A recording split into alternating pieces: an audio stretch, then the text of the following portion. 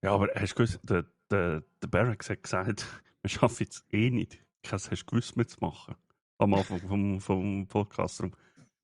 Das Mal machen wir jetzt. Ach shit, das nimmt schon auf. Ja, und dann halt. Ja, der halt nicht. Gibt's auch keins heute. Genau. Genau.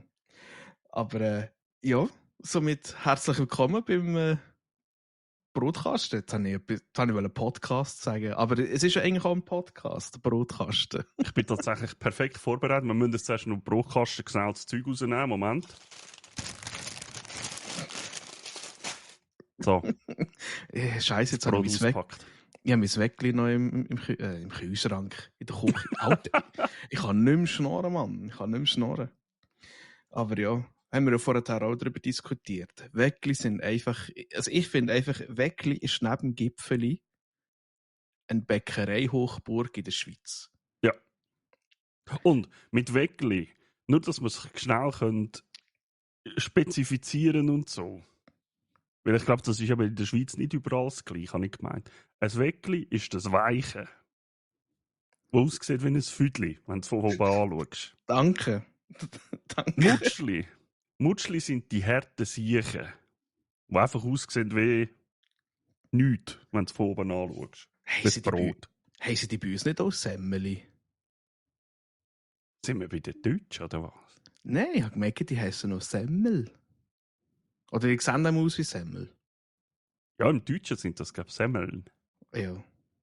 Aber ich kenne die als Mutschli, ne? Ja. Aber früher als Kind ein Weckli. Und das Beste war noch dazu Schokistängel. Ja, ich wollte sagen. Aber nur die Branchenschokostängeln mit den Nüssli drin. Ja, genau. Branche. Geil. Wo, wenn du zu lange irgendwie im falschen Ort eingepackt hast, bei einem Schulausflug, ist es halt einfach nur eine Sauerei geworden. Ja, so im Sommer bist du irgendwann aufs Feld rauf. Und dann packst du das Zeug aus und dann denkst du so, Scheiße, jetzt kann ich es nicht mehr aufmachen, jetzt muss ich es so ausdrücken, wie so eine, Genau. wie so eine Mayonnaise-Tube, so von vorne aufmachen und von hinten. Aber Du hast es noch nie einmal aufgemacht und gemerkt schon, das hat die gleiche Konsistenz, wie wenn ich nicht aufs WC haben möge. Wow, Alter. Entschuldigung. Ey, weißt du, was mir mal passiert ist? Mein Grossi. Ich habe mein Grossi gern. Aber mein Grossi gibt mir jedes Mal, wenn ich für sie posten, gibt sie mir so Torino-Schöckeli mit. Oh. Und die sind hure geil, aber im Sommer ist das der Pain. Bis ich von meinem Grossi zu mir herkomme, sind die meistens geschmolzen und die haben so eine halb offene Packung. Weißt du, das ist ja nicht wirklich komplett das zu, wo musst du aufreißen. Ja. Es läuft einfach so neben der, ey, ich habe mal eine riesen Sauerei im Auto im Fall. Oh, es hat wirklich ausgesehen, als hätten wir eine Karre nie. Ja. Super Thema für den Anfang. Muss ich sagen, haben wir einen guten Einstieg gemacht das Mal. Ey, ja. Mal willkommen, habe ich gesagt, hä? Ja, grüezi auch von mir. Hallo zusammen. Ja, für die das erste Mal dabei sind, wir sind der Blackjack, das ist der Gegenüber, der nicht gesagt hat, der jetzt nicht. Der jetzt geredet hat, ist der Ullen. Den sehen wir auch nicht. Also wir sehen uns einander. Genau. Mhm. Irgendwie immer so. Und wir diskutieren über Filme, Nerd-Stuff, Serien und Games. Ich dachte, das braucht es wieder mal. Ich meine, das ist jetzt... wie viel die Aufnahme? 13. 13, ja. Gell, hä? 13, ja. Die zweite von der Season 2. Die zweite von der Season 2? Ja, man muss das ein bisschen so beibehalten. Das stimmt. Und ich finde es übrigens lustig. Da muss ich mich fast ein bisschen schämen dafür. No. Der Faro, der hört momentan unsere Podcasts. Und da kommt aber einfach so aus dem Nichts rauskommt eine Discord-Nachricht. Genau. So. Letztes Mal hat er geschrieben, Frostnebel. Und ich so, hä? Und dann schreibt er Wizard. Und ich, hä? Bis ich herausgefunden habe, dass das unsere Codewörter sind von der letzten Woche. Und ich so, nein. Das geht mir im Fall aber auch so. Da kommt einfach Mitte, weißt du, vor allem nicht irgendwie, nachdem er gerade rausgekommen ist oder so, sondern ich meine, der Frostnebel, der ist im Januar, also Nein, das ist die letzte gewesen, wo wir haben Dezember? wir die aufgenommen? Nein, das war die erste im Januar, glaub's. Nein, Im Januar. Februar? Oder haben wir... Nein, die im Januar, die wir aufgenommen haben, ist die mit Wizard gewesen. Das heisst, Frostnebel ist die vom November gewesen, weil im Dezember haben wir keine gemacht, weil wir ja dort den Brunch gemacht haben. Stimmt. Oh, Und wenn dann natürlich irgendwie so 2 oder fast 3 Monate später schreibt Frostnebel. Ja. Ich so, hä? Hä? Aber bei mir hat er nur dazu geschrieben, und by the way, ich habe gerade richtig Bock auf Baldur's Gate und Star Citizens gamen.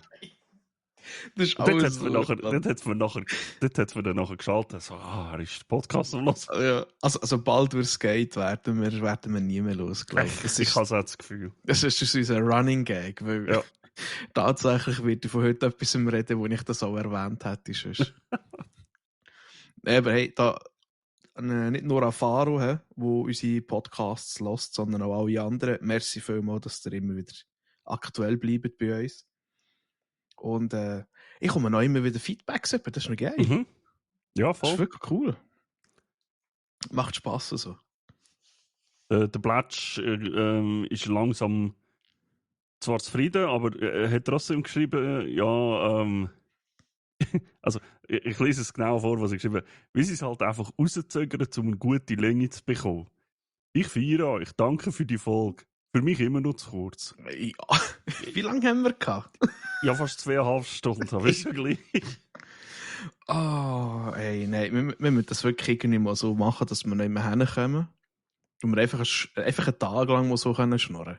Mal schauen, ob sie uns dann noch immer noch so geil finden. Oh, einen Tag lang, Alter, dann kannst du mich nachher wegrühren für eine Woche. Ey, das ist krass. Aber ja, eben, Ich möchte aber auch gerade noch schnell eine Entschuldigung an Faro rauslassen. Weil er hat geschrieben, eben Wizard. Und dann hat er gefragt, und wenn geht's weiter? Er kann jetzt nicht mehr ins Gym, weil er uns nicht mehr hören kann im Moment. Tut mir leid, Faro. Aber ich habe ihm auch geschrieben, dann gönnt ihr dich doch die Pause bis zum 3.3. Ja. Weißt du, was auch das Traurige ist? Wir haben schon noch schnell ein bisschen geredet gehabt, und dann sagt er, dann schreibt er mir, schön, dich mal wieder zu hören, weil wir sind letztens im Discord gehockt, dort, wo wir noch Scam ausprobiert haben, zu oben. Ist ja auch dabei gewesen. Und am nächsten Tag hat er mir geschrieben, ich freue mich mega auf Zero Fest. Und nachher schreibt er unnatürlich auf den 3.3. Und ich so, jetzt musst du mir schnell helfen, was ist am 3.3.? Ja, die nächste Podcast-Folge. What the fuck, Alter? So gut. Ich bin so lost, so der Scheiß. So gut. Ja, ich bin froh, weiss ich, dass dass wir immer so am letzten Wochenende, bevor der neue Monat anfängt, dass dort man muss ein bisschen in den Kalender hineinschauen, wenn der nächste Broadcast stattfindet. Also die Aufnahme. Da haben wir. Ja. Und ich werde jetzt so etwas anteasern. Ich werde da eine Challenge aufbauen. Oh. Es ist so. Blackjack, es ist so. Ja, ich höre. Ich habe jetzt 2 Wochen Ferien. Ach Gott. Mensch, ich schaffe es mal, mehr Serien zu schauen als du. Ich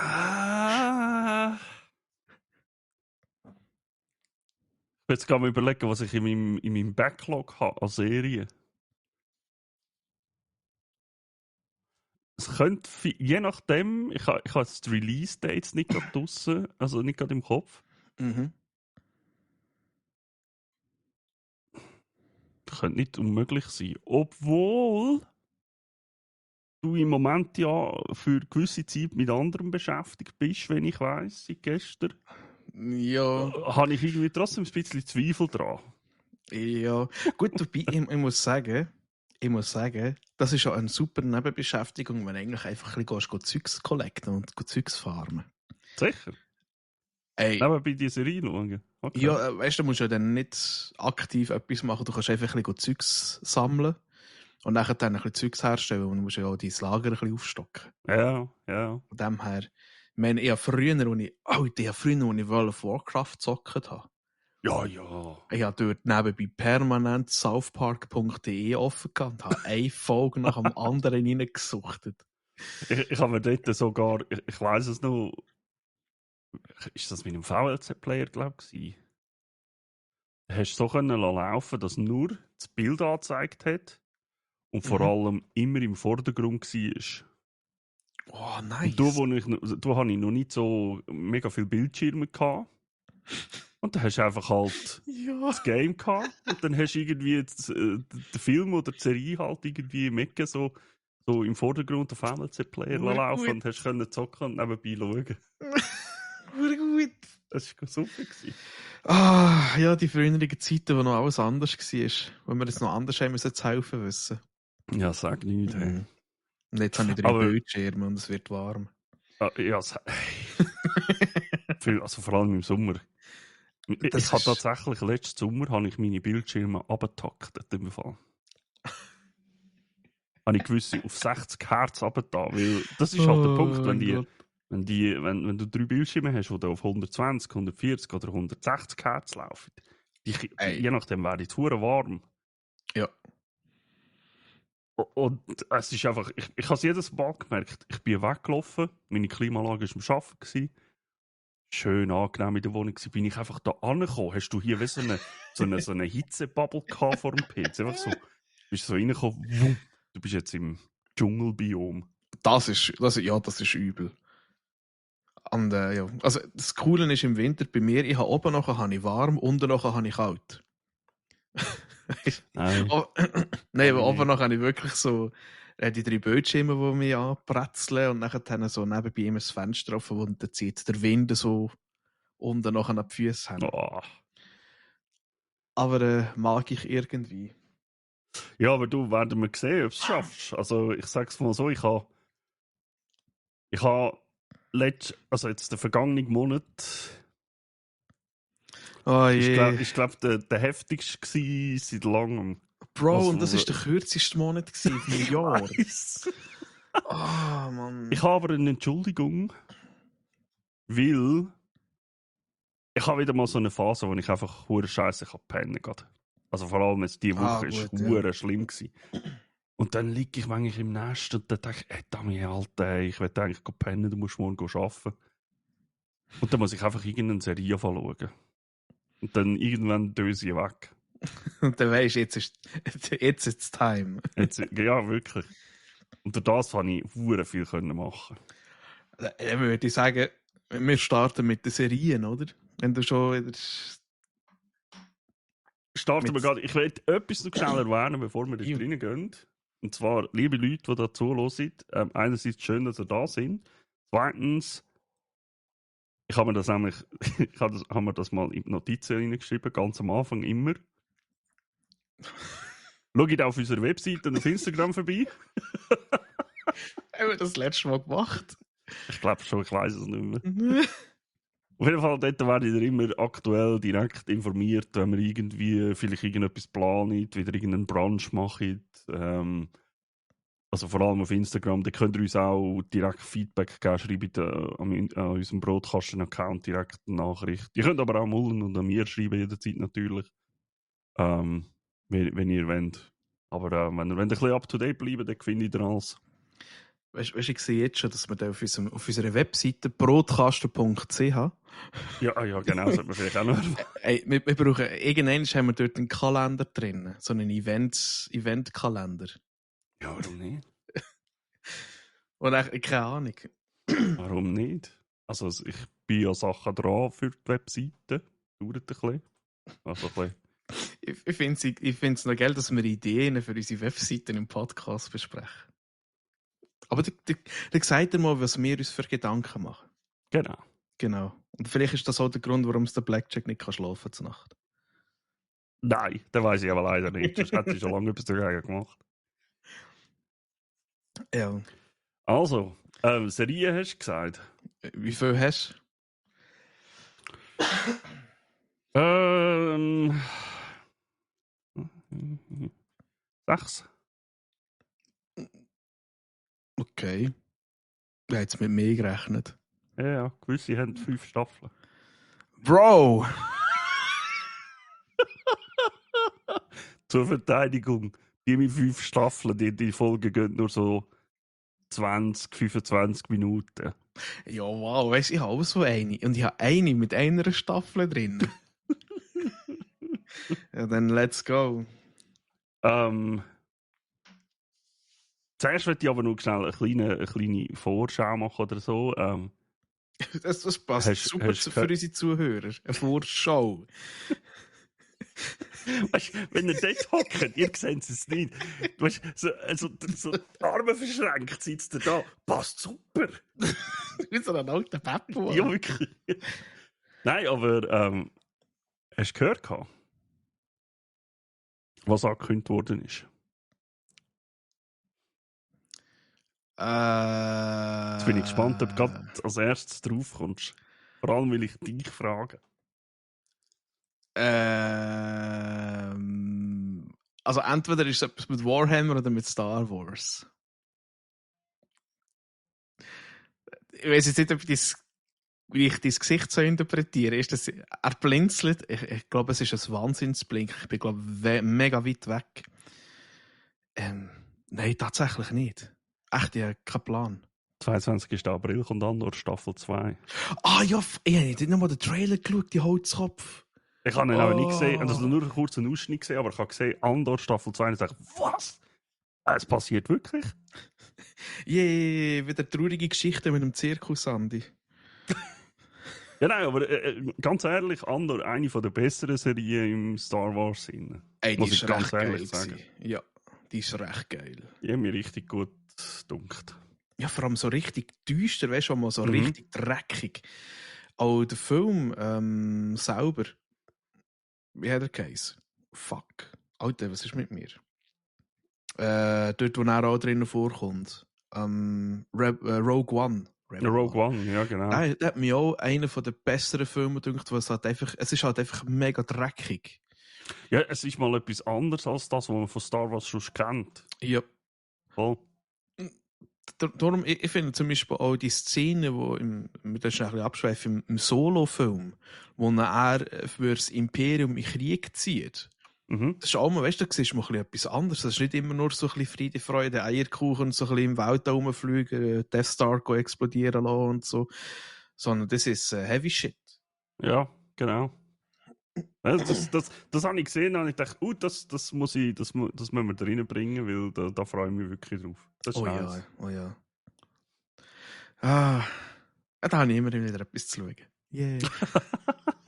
Ja, aber geht halt noch bis irgendwie knapp Ende April, glaube ich, oder Mitte April. Also für dich dann für irgendwie Anfangs Juni, weil der Disney ist ja so einer, der so Albot wieder eine Folge rausbringt. Wenn sie wieder den Dreck abziehen, dann schaue ich das irgendwann, wenn es dann fertig ist. Tatsächlich, ja. Ich weiss nicht, soll ich gerade anfangen oder gerade weitermachen? Tu es. Okay. Ich habe und jetzt auch wirklich ganz offiziell, ich glaube, jetzt gibt es fast nichts mehr, also ich wüsste jetzt nicht etwas, was ich nicht gesehen habe. Ich habe Star Trek komplett beendet. Alles. Jetzt hast du noch Lower Decks geschaut, gell? Genau, ich habe einerseits Raumschiff Enterprise geschaut. Das ist ja eben die, was mit der allerersten Enterprise, nicht NCC, sondern NX-01, das experimentelle Schiff, wo das eigentlich noch gezeigt hat, wie sie dort angefangen haben, zuerst mal in so weit Entfernung vorstoßen und so. Auch mit dem Ende, mit der Gründung von der Föderation und so, was es dann geändert hat, dass der Archer dort halt federführend war auch und so. Es war richtig gut gewesen, so Abschluss mit der Gründung von der Föderation, das Ganze eigentlich zu beenden, kann man sagen. Aber es ist eher auf lustig aufgebaut, gell? Lower Decks, oder bist du jetzt zu? Nein, ich bin immer noch bei Raumschiff Enterprise. Jetzt habe ich gedacht, was ist jetzt Raumschiff Enterprise lustig? Entschuldigung. Ja. Lower Decks, ja. Das sind eben die mit 5 Staffeln. Die habe ich voll durchgezogen. Aber auch, es sind wirklich teils kurze Folgen. Manchmal gehen es 20 Minuten, mal 25. Es gibt auch solche, die über 30 Minuten gehen oder so. Ist eine Zeichentrickserie, was mich zuerst ein bisschen abgeschreckt hat. Aber ist tatsächlich recht interessant, recht gut gemacht. Und ja, ist eher ein bisschen auf der lustigen Schiene unterwegs. Ein bisschen mehr so ein bisschen funny gemacht. Mhm. Aber trotzdem, das Star Trek-Ding kommt ein bisschen durch. Vor allem auch, du hast sehr viel Auftritt von Charakteren aus fast allen also fast allen Star Trek-Serien. Und das ist noch cool. Was du mir mal gesagt hast, ist, dass Protagonisten von Lower Decks auch einen Auftritt haben in der realen Serie, oder? Ja, in Das Star ist Trek auch Discovery. geil. Das war hure geil. Star Trek Discovery. Ich habe gewusst, dass es Lower Decks gibt, aber ich habe noch nie wirklich Berührungspunkte mit dem gehabt. Und als ich Discovery geschaut habe, ist das gekommen. Und dann ist dort ich weiß gar nicht mehr genau, wie es gegangen ist, aber irgendein Dimensionsriss oder weiss ich was halt gewesen. Und dann sind die 2 Charaktere, Mariner und der Bäumler aus Lower Decks, sind eigentlich in die andere Realität gefallen. Aber wie so Scheiß finde ich eben geil. Es ist, also weißt, nur schon die Idee, hey, es gibt eine Realität, jetzt sind wir alle Zeichentrickfiguren, es gibt eine Realität, jetzt sind wir so. Und mit dem spielt die Serie tatsächlich des Öfteren, also Lower Decks, da haben sie eine Realität, das ist der Bäumler ist so völlig verpeilter Sieg. Der ist voll der flotte Mensch, ja, die Starfleet und ist verdammt geil, ja, ich will mal Captain werden und voll das ein Fan-Kid. Das ist der, der vom Quaid synchronisiert wird, vom genau. Huey, von Boys. Ja, okay. Genau, Ja. das ist der. Und der ist so voll der Eifrig und so, eigentlich voll der Streber, könnte man fast sagen. Und dann in einer anderen Realität ist er voll so der Badass-Dude. Dort ist er schon Captain und alles und hat einen Bart und so. Und dann merkt er, ich muss mir jetzt, glaube ich, auch einen Bart wachsen. Und dann klaut er an diesem Pad, wo drinnen steht, was dieser genau alles gemacht hat.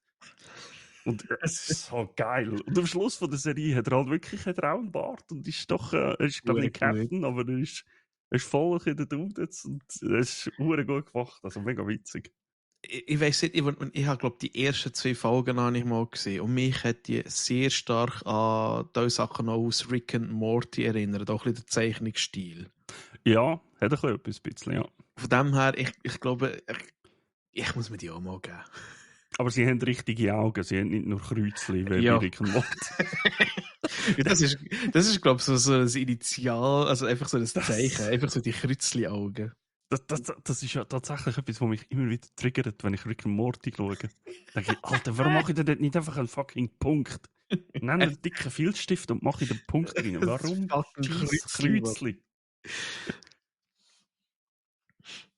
Ja, aber und ich habe nachher noch einen Film geschaut von Star Trek. Dort kommen wir dann aber nachher dazu. Mhm. Darum, ich glaube, im Moment habe ich wüsste jetzt nicht, was ich nicht geschaut habe, wo im Moment kannst schauen. Tatsächlich, Star Trek bin ich, glaube ich, jetzt komplett durch. Gibt es so eine Christmas Edition, so eine Verlohnung wie bei Star Wars? Mit dem fucking Ewoks, Mann. Oh shit. Oder ich glaube nicht, aber sie haben ja immer wieder so Folgen. Also. Ja. Aber das ist eben noch das Coole, glaube ich, eben in Star Trek oder auch, wenn sie halt eben noch so Folgen reinnehmen, die jetzt mal nicht so ernst sind. Das macht es aber schon auch charmant. Ja, also das hast du bei Voyager tatsächlich so ab und zu mal gehabt, so Folgen, wo du denkst hast, ja, hat es das wirklich gebraucht? Okay. Aber ja. Irgendwann fast auch recht schnell gemerkt, dass das so eine Folge ist und dann überlegst du dann vielleicht, ja, ich glaube, ich mache nebenbei noch etwas anderes und lasse es einfach mal laufen. Kann man kurz nachkochen oder so. Ja, genau. Oder vielleicht sind das genau die Folgen, die du eigentlich bräuchtest zum Einschlafen. Hey, mit dem hat es aber tatsächlich angefangen. Ich habe Star Trek schauen, während dem Einpennen eigentlich.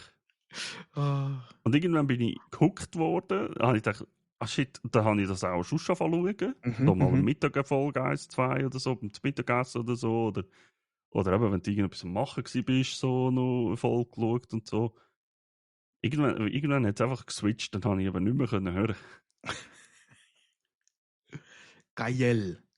Ja. Ja, aber ich habe das auch, ich brauche das so mit verschiedenen Serien einfach, eben, habe ich glaube letztes Mal schon gesagt, so nach dem Essen schnell auf dem Sofa ein Nickerchen machen.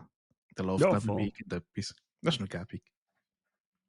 Da hört man mich weniger schnarchen.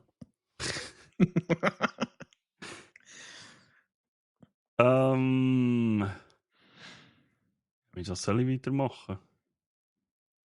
Ich weiß nicht, wie bekannt das die ist. Ich habe The Night Agent geschaut. Das ist, glaube ich, eine Netflix-Serie, wenn es mir gerade richtig im Kopf hat. The Night Agent. Es geht um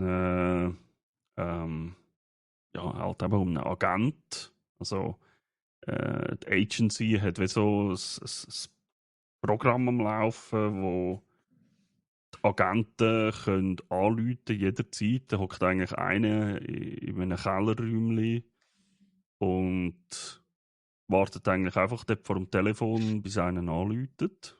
So schon fängt Staffel 1 an. Ich habe jetzt Staffel 2 geschaut. Also warum ich sie damals tatsächlich geschaut habe, ich habe einen Trailer gesehen und das hat ein bisschen Tom Clancy-Style gehabt. Und ich dachte, das sieht interessant aus, fange mal an. Kommt nicht so wirklich, also kommt nicht wirklich an Tom Clancy an, also so Jack Ryan und so ist immer noch Jack Ryan, finde ich. Aber wer so etwas gerne hat, so ein bisschen Thriller, so ein bisschen Spionage-Ding oder so, es hat ein bisschen Action, der darf sich, oder soll sich das gerne mal gönnen, der Night Agent. Staffel 2 ist jetzt nicht ganz so gut gewesen wie Staffel 1, finde ich. Ich habe immer wieder das Gefühl gehabt, ja, haben wir in Staffel 1 schon gemacht? Haben wir in Staffel 1 schon gemacht? Haben wir in Staffel 1 schon gemacht? Vor allem, ich finde es geil, ich schaue schnell auf Netflix und gebe Night ein, weißt du, Ritter. Anstatt Nacht. Es ist Night, Nacht-Agent. Ja, genau, Nachtagent. Ja, genau.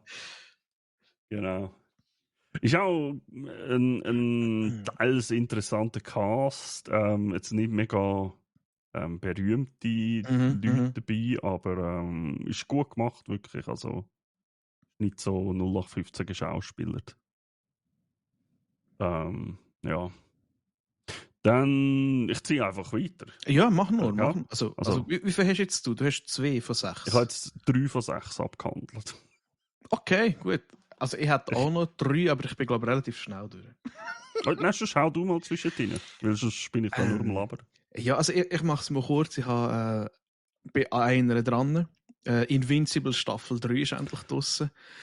Ich liebe es. Okay, ich muss schnell zwischen grätschen.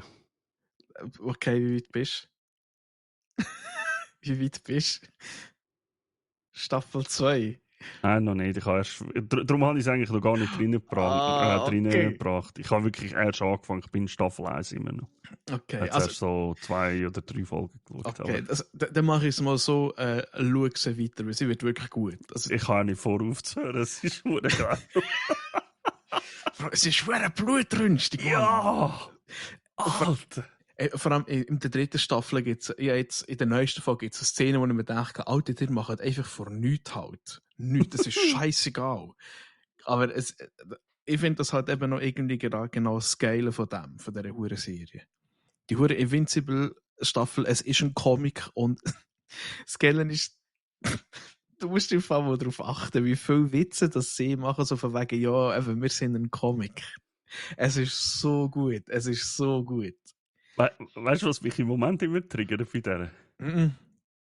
Ich glaube, ich habe eins gehört, dass er seinen Namen gesagt hat selber. Ja, aber sonst kommt immer das Intro, gell?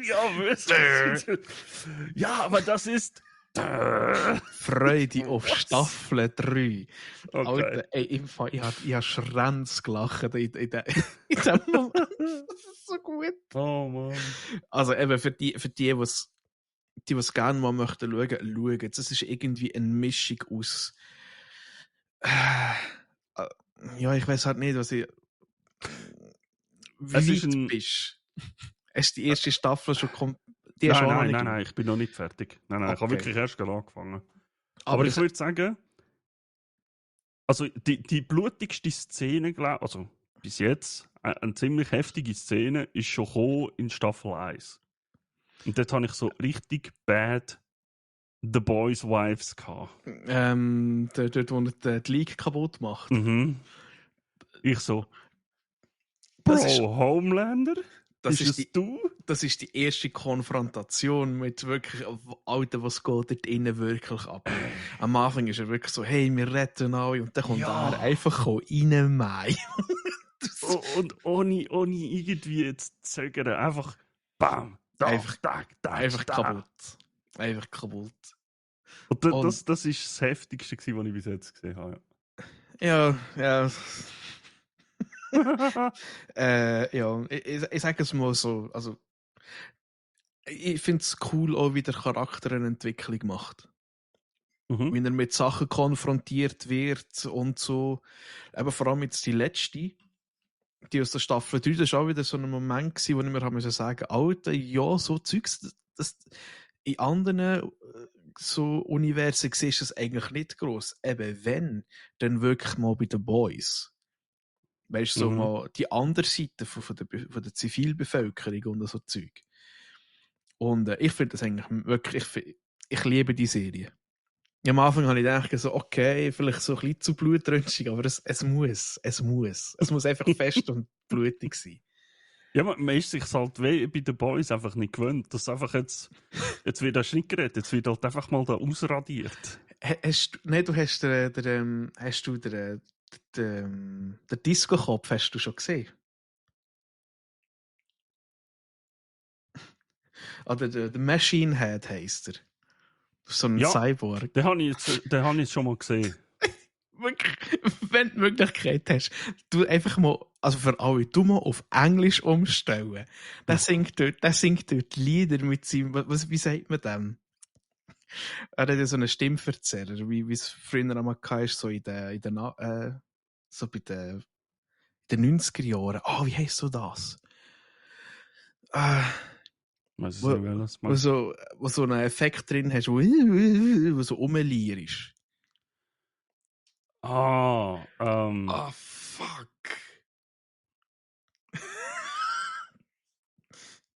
Plätsch. das Autotune. Ja, genau, Autotune. Ja, okay. Und wirklich, den mal das auf Englisch schauen, mir hat es zerrissen auf dem Typ. Aber das hat er auch auf Deutsch. Aber auf Englisch noch viel extremer. Okay. Ja, dann muss ich in dem Fall umstellen. Ich kann dir schon schnell auch ein YouTube-Video schicken. Ey, ich habe nicht mehr können. Und das ist wirklich das Geilste. Das ist auch, es hat auch hure geile andere Charaktere drin und interessante Charaktere. Das ist wirklich, es ist nice. Invincible, schaut's. Wenn ihr kein Blut mögt sehen, nein. Ja, wirklich nicht. Aber wenn es Zeichentrickblut ist. Ja. Aber was ich dort vor allem nice finde, es ist so ein bisschen wie bei den Boys, du hast wieder ganz andere Superhelden, die du sonst eigentlich halt so aus dem Mainstream nicht kennst. Mhm. Wo aber trotzdem alle eigentlich so wie kannst so ein bisschen verbinden mit Superhelden, die du schon kennst. Vor allem jetzt bei der League, bei der ersten. Du hast einen Nightwing. Der Batman. Ist halt einfach der Batman. Du hast einen Red Rush, ist halt einfach der Flash. Du hast einen Wow-Woman. Ja, Bro. Das ist der Aquaman, der einfach wirklich ein Fisch ist. Ja, der Aquaman, der einfach ein Fisch ist. Du musst schon wirklich mal hören, irgendjemand sagen sie mal wegen wie heisst der, Nightwing. Ja. Eben der Batman. Ja, irgendjemand sagen sie, er kann eigentlich nichts. Ja, genau. Da ist er, glaube ich, am Aufzählen so, ja, die Wow-Woman, die ist schon seit Jahrtausenden und so, hat sie alte Kräfte und ja, der andere ist wegen dem und dieses ist ein Fisch und ja, der Nightwing.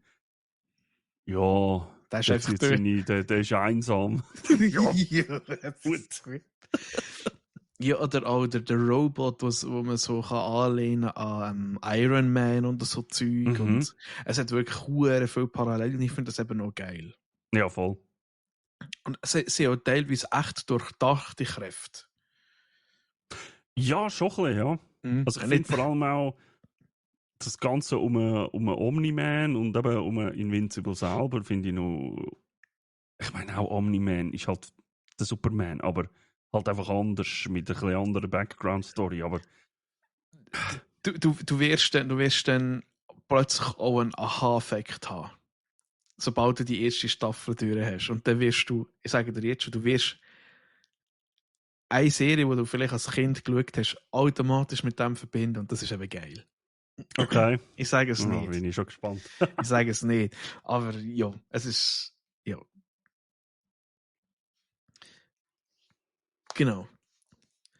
Dann darfst du wieder. Ah nein, du hast jetzt 3, hä? Dann mache ich noch eine, wo ich tatsächlich, das ist glaube ich die erste Serie, die ich abgebrochen habe.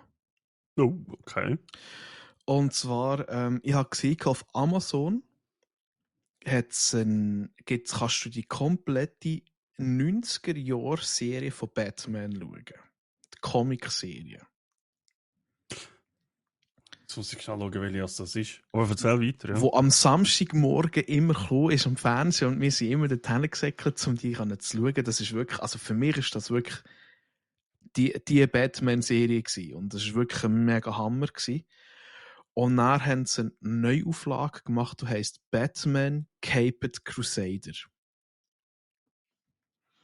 Und sie haben nachher dann gesagt, ja, das soll so wie eine Neuauflage sein von der 90er-Jahr-Serie und so.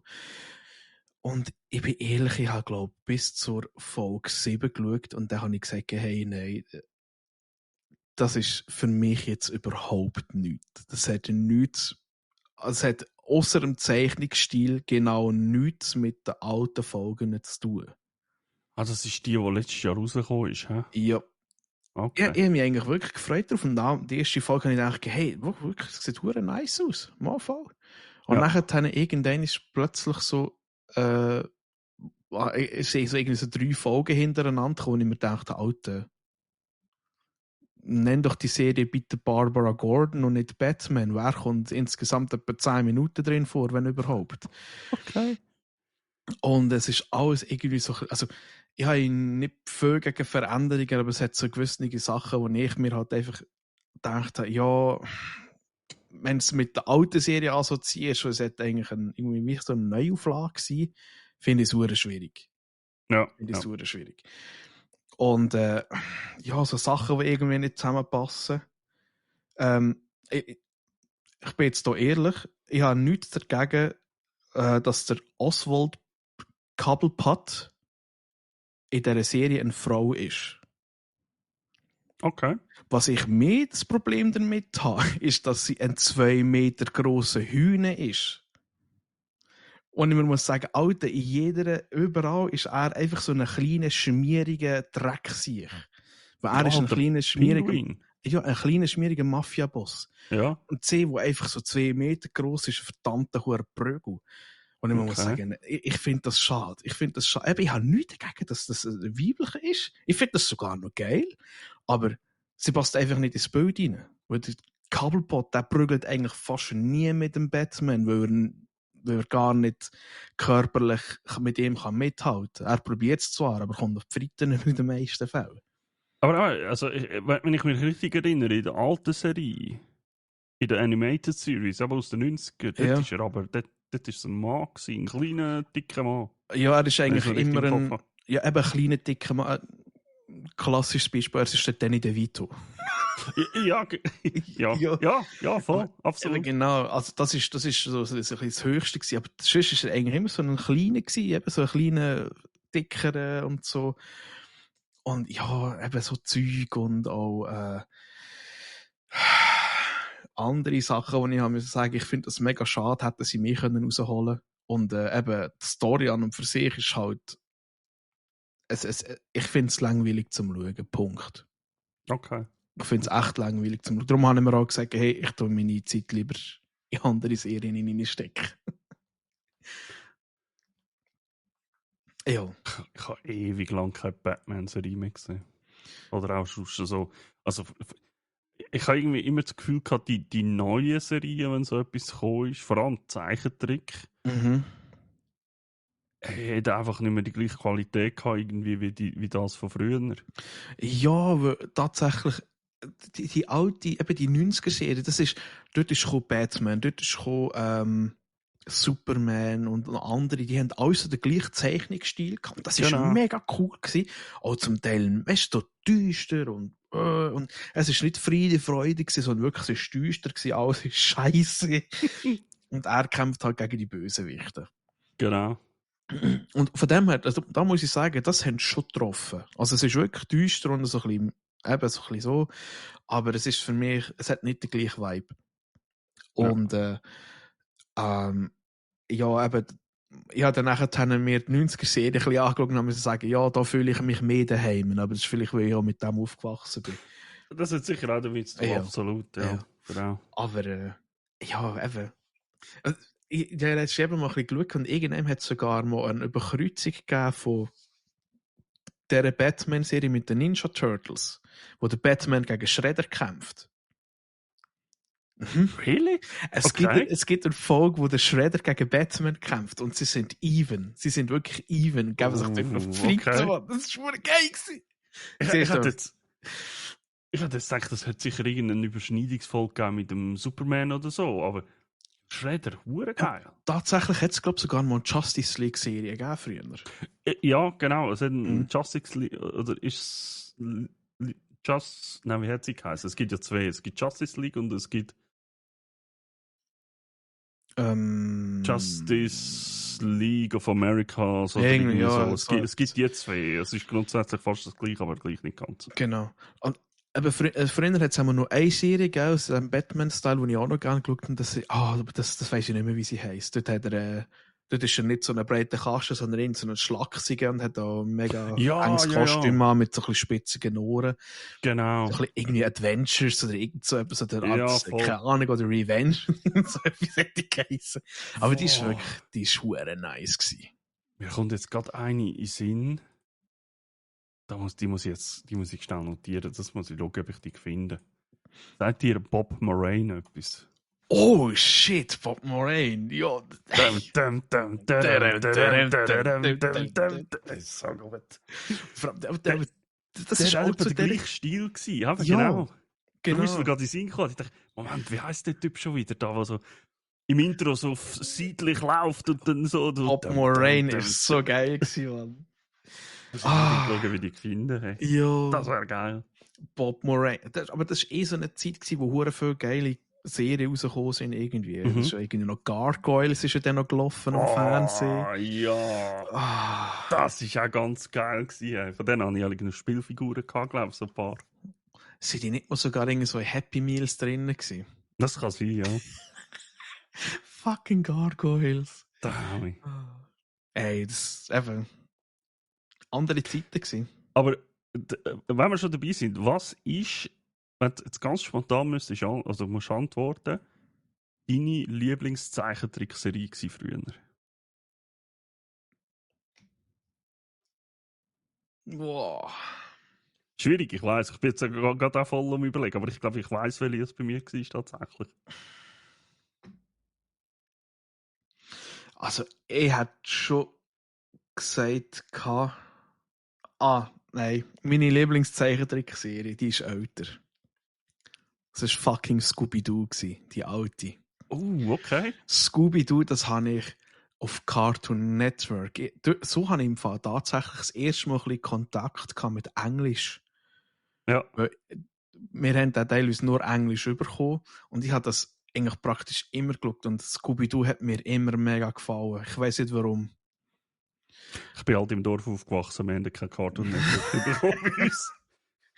Nein, also das, vor allem, es sind halt so die Gruselgeschichten gewesen und so und ich habe das eigentlich immer mega gefeiert. Okay. Und eigentlich zur Grundessenz, die ich daraus gezogen habe, die wahren Monster sind immer die Menschen, nie Monster.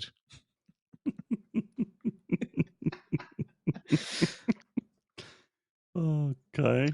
Ja. Aber eben, das ist so das gewesen. Aber es ist wirklich so originales Scooby-Doo gewesen. Sobald dann nachher der Scrappy dazugekommen ist, der kleine Hund dazu, das ist dann fertig gewesen. Es ist wirklich original gewesen.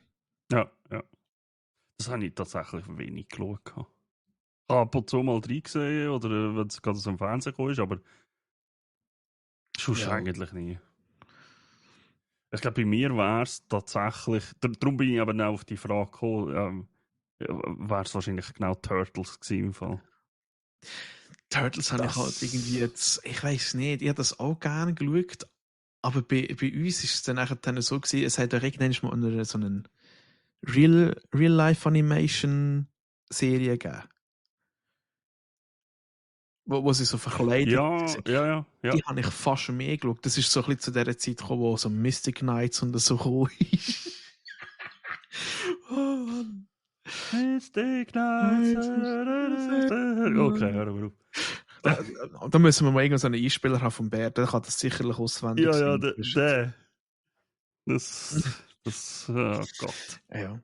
Aber wir müssten fast mal ein Special machen, so mit unseren Lieblingsserien von früher. Das gibt es ganz Haufen tatsächlich. Aber ich würde sagen, Scooby-Doo habe ich am meisten geschaut. Aber und vor allem, also gewisse vergiss ich halt auch, aber wie Bob Moraine. Ich weiss, ich habe Bob Moraine geliebt. Ja. Einfach so es ist ja so eine James Bond gewesen, aber halt gleich nicht, weil du noch zu klein bist und hast James Bond schauen, hast halt Bob Moraine geschaut oder so. Das ist halt schon geil. Es hat auch einige gegeben, die haben wir fast nicht schauen können, weil die so zu einer dummen Zeit gekommen ist. Extreme Dinosaurs. Die war auch geil gewesen. Oder die huren Mumien, die Mummies, wo ich. Ja, Mummies! Holy! Alter, ja voll! Die haben wir auch immer geschaut. Mami, muss ich gerade aufschreiben. Und es hat eben einige. Jetzt habe ich Mummies geschrieben. Es hat Mummies. Die Mummies. Du musst schon schauen, vielleicht kommst du da ganz komische Filme. Ja. Es hat einige gegeben, ich weiß nicht, ob die Traumsterne oder so geheissen, wo sie irgendwie so zwei Bären sind und die sind dann irgendwie durch die Galaxie gereist und so. Und der Bösewicht war so ein riesengroßer Drache gewesen. Und der hat verdammt geil ausgesehen. Gummibärenbande? Nein, es war eben nicht Gummibärenbande gewesen. Aber die habe ich auch geschaut, natürlich. Also. Weil ich das ich natürlich auch gesuchtet habe, wie blöd, ist Starkwing Duck gewesen. Ja! Oh! Oh, ich habe gerade wieder den Soundtrack im Kopf. Hey. Ja. Darkwing Duck. 2, 1, Risiko. Hey. Und die gleiche Zug muss ich aber auch dieses, die kennst du sicher auch.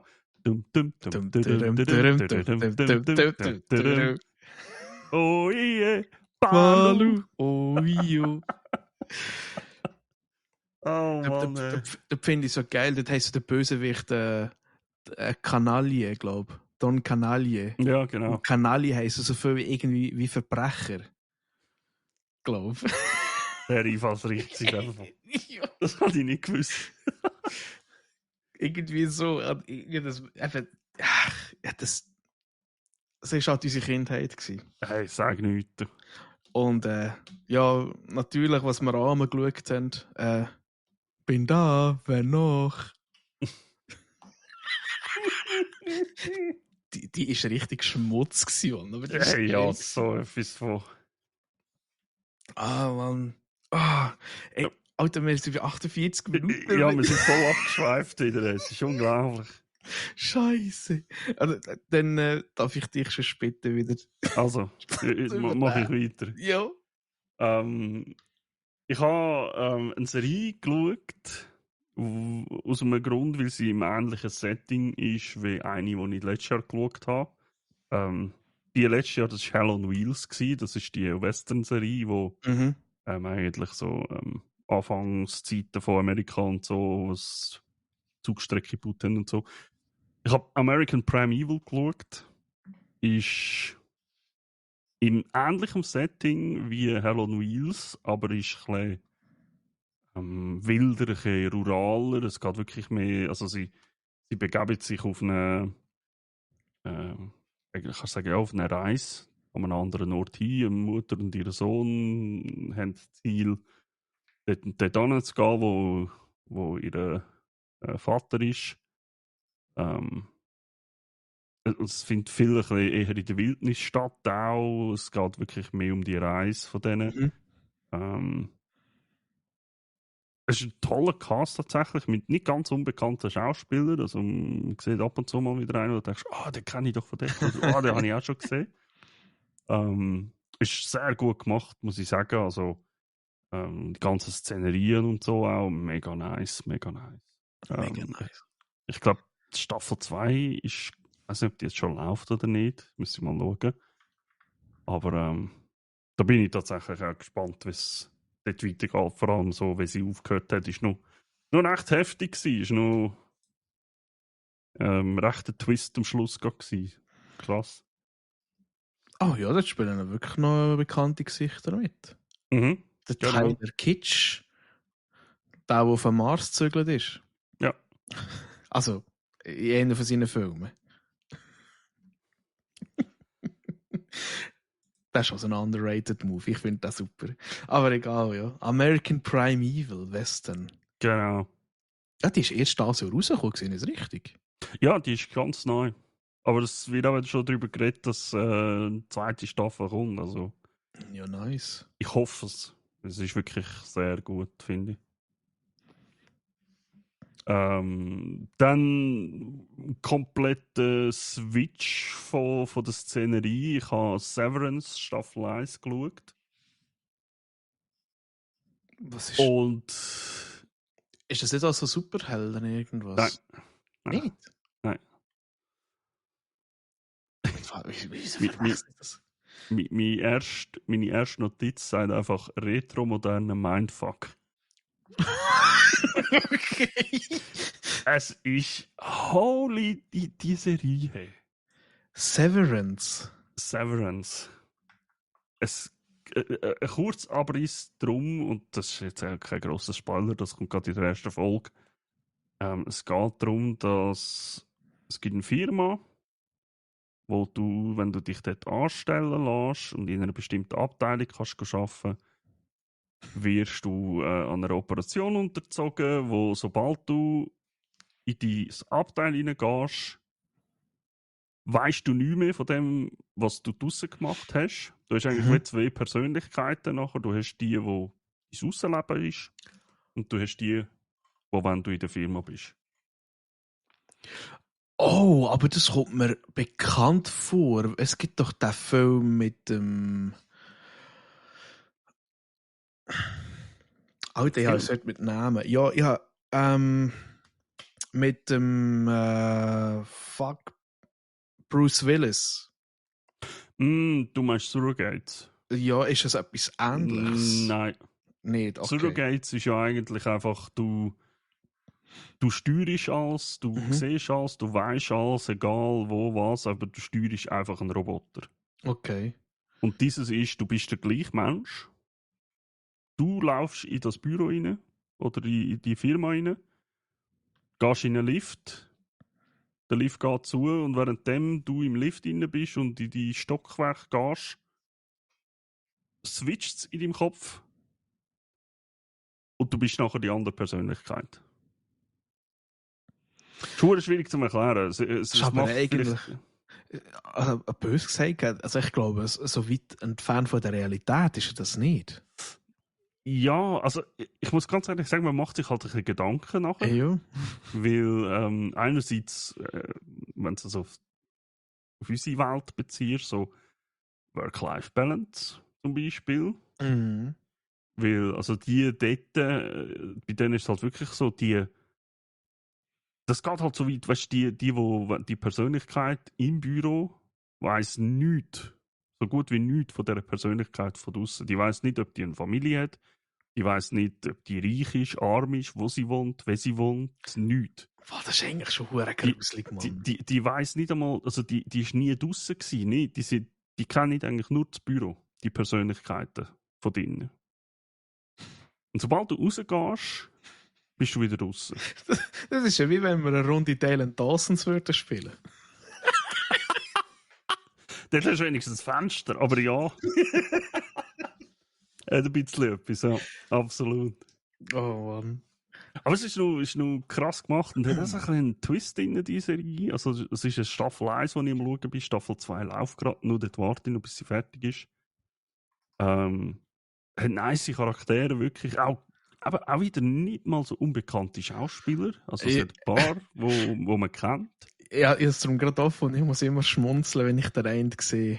Der Zack Cherry heisst der. Der spielt der Dylan in der Serie. Das ist auch der hier bei Fallout 4 mitgemacht und der sieht für mich aus einfach wie ein dicker Troy. Ah, der! Ja. Es tut mir so leid. Es ist aber wirklich so. Es ist Troy, tut uns leid, falls du es Ich hörst, muss aber immer lachen. schau selber, du wirst uns zustimmen. Aber auch, weißt du, so eine John Turturro, wo man aus Transformers kennt, oder ein Christopher Walken vor allem. Das Oder ist ja John Noble anscheinend auch. Irgendwie. John Noble. Das ist jetzt zwar, glaube ich, da nie vorgekommen. Oder vielleicht hat er irgendwann mal eine Sprachaufnahme oder so. Also da wird einmal Das kann sein, ja. Besetzung. Oder vielleicht ist er in der zweiten Staffel drin, ich weiß es auch nicht. Auch möglich, ja. Aber eben auch so ein Christopher Walken, also wer ein bisschen, ja, der hat halt auch viel eher ältere Filme gemacht, aber der hat in Dune mitgespielt. Wobei ältere Filme, ja, er hat in Dune Part 2 mitgespielt. Also ist ein guter Schauspieler, ein sehr guter älterer Schauspieler mittlerweile, ja. Ja. Der hat in einem Film mitgemacht, den ich das letzte Mal erzählt habe, in Mäusejagd. Dort, Das könnte sein, stimmt, ja. dort hat er einen kurzen Auftritt gehabt und Alter, der hat alles toppen. Der spielt dort oder der Mäusefänger oder dem, genau. Ja, er hat immer irgendwie so mega strange Charaktere. Ja, aber er wirkt auch irgendwie mega strange. Er hat irgendwie so eine Ausstrahlung. Ja, voll. Ich habe den immer cool gefunden. Es gibt doch da den mit dem Johnny Depp, wo er da der kopflose Reiter spielt. Mhm. Das ist verdammt strange dort, Mann. Das ist verdammt komisch. Aber irgendwie, ich mag ihn. Ja, also, das ist wirklich so eine Serie, die hat mir. Wer hat von der erzählt? Ich glaube, der Troy tatsächlich, wenn wir das gerade davon hatten. Aber er hat von der mal erzählt. Dann habe ich gedacht, ja, mal schauen, weiß nicht. Ich habe die Beschreibung durchgelesen und dachte, ja, Mensch, jeder hat einfach gerade Werbung gemacht für sich selber. Nein, das glaube ich doch nicht. Oh, nein. Nein, aber es ist überraschend. Also, hat mich ein bisschen überrascht, aber es ist mega gut. Richtig geil. Tatsächlich. Nice.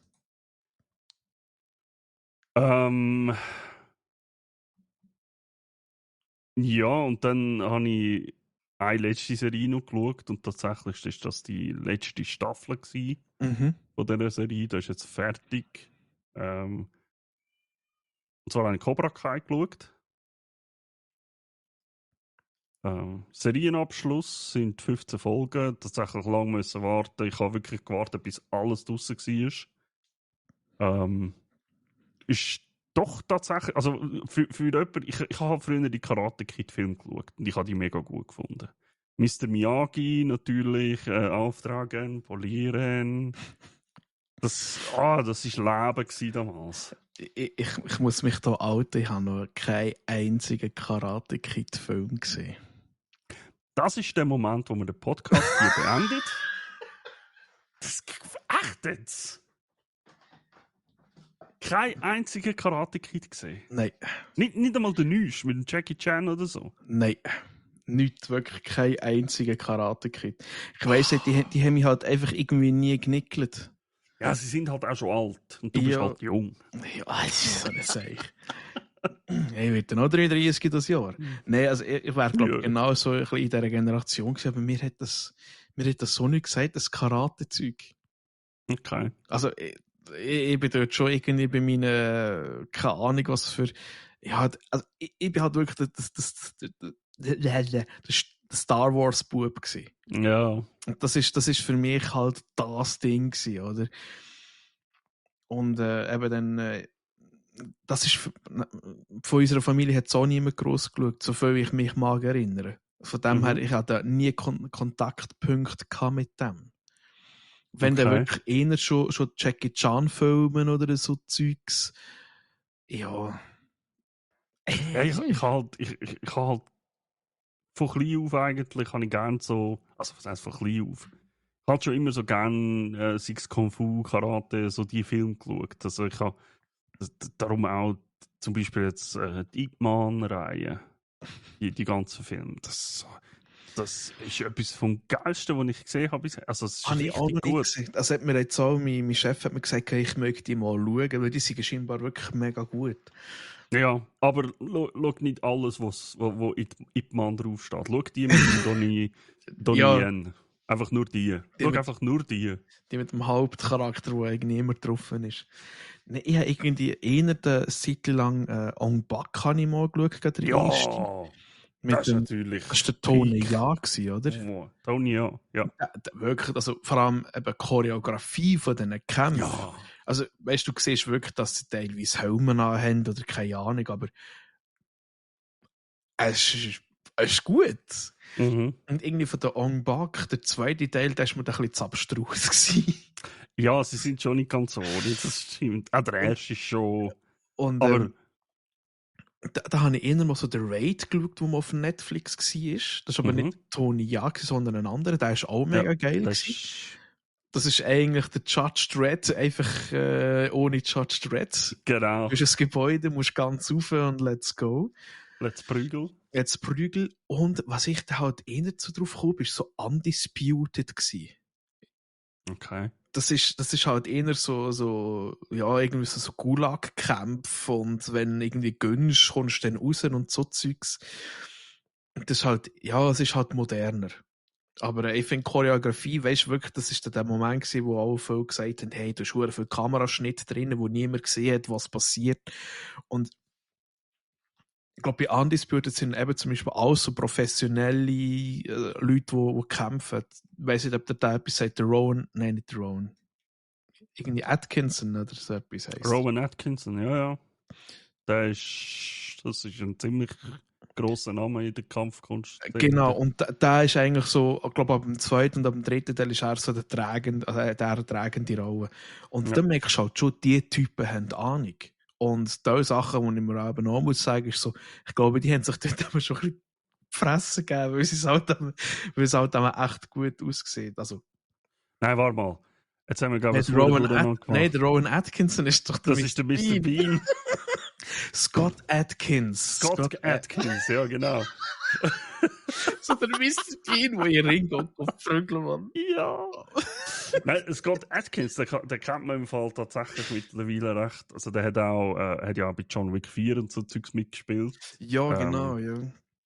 Also bei einigen wirklich guten Filmen. Expendables zum Beispiel, Ip Man hat er im ersten Teil auch gespielt. Mhm. Das war der Gegenspieler von ihm gewesen. Ja. Ich glaube, er hat auch irgendwann mal... Nein, doch nicht. Also eben, wenn du schauen, Scott Adkins, siehst du alles eigentlich nur so Prügelfilme, oder? Ja, voll. Aber ich finde den cool, weil der hat Ahnung. Ja. Aber eben der hat, glaube ich, irgendwie, weiss nicht, die viel Gürtel und weiss der Gucker was alles. Ja, der kann etwas. Das ist nicht ohne. Da haucht die eigentlich... Der Gürtel im Taekwondo hat er. Da haucht die an und du hast schon 7 Schläge und 15 Tritte im Gesicht, wo du das gemerkt hast. Neben eben Cobra Kai. Entschuldigung. Ja, genau. Ich habe Cobra Kai geschaut. Serienabschluss ist tatsächlich teils recht emotional gewesen. Einfach eben, weil ich verbinde das halt doch ein bisschen mit meiner Kindheit, so mit der Miyagi und so und alles. Vor allem halt auch, weil es jetzt in der letzten Staffel, in den letzten paar Folgen ein bisschen Flashbacks gegeben hat zu dem Film damals. Mhm. Weil, ich meine, ja, Cobra Kai Karate, es geht wieder um so ein Event, es geht um ein Karate-Turnier, so einen Twist zwischen den Dojos und so. Und dann haben sie halt eben so ein paar Szenen aus dem alten Film wiedergebracht.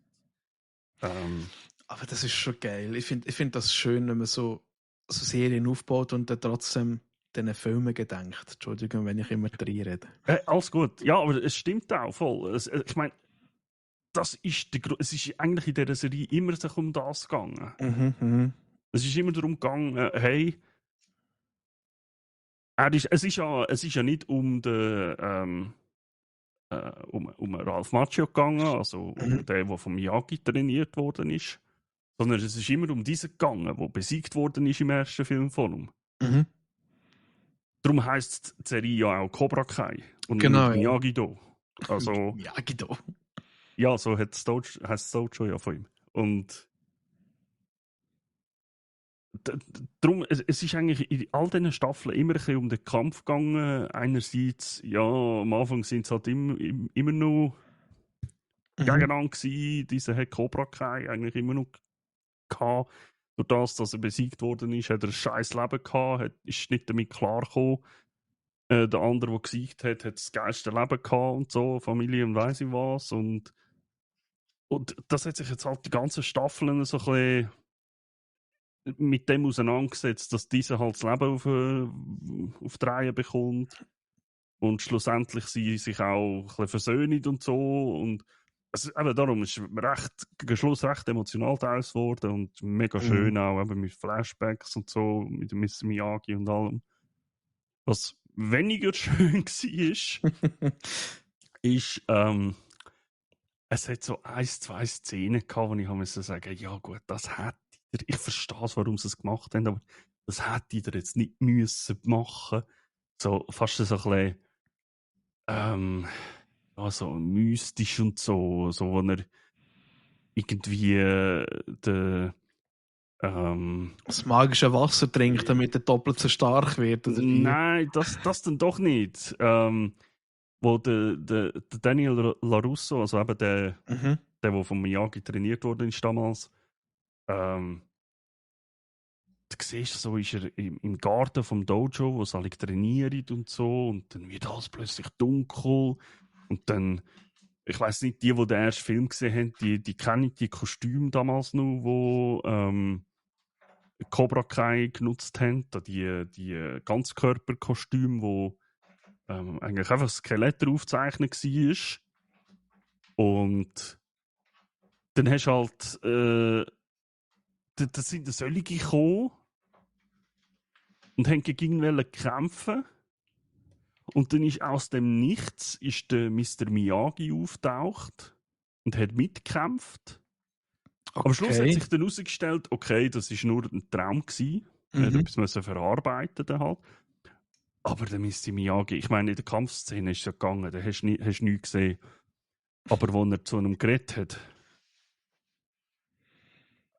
Also, wenn er kein gutes CGI oder Deepfake anbekommt, dann lass es doch einfach sein. Es hat so komisch ausgesehen. Ich meine, es war nice gewesen. Er ist ja schon lange gestorben. Aber es war nice gewesen, auf eine Art und Weise, ihn nochmal so zu sehen. Aber wenn du einfach, also das hättest du jetzt wahrscheinlich mit dem Götti-Bub fortsetzen und der sieht ja hure blöd aus. Okay, gut. Das ist also es ist einfach wirklich nicht schönes CGI-Deepfake gewesen, so kann man sagen.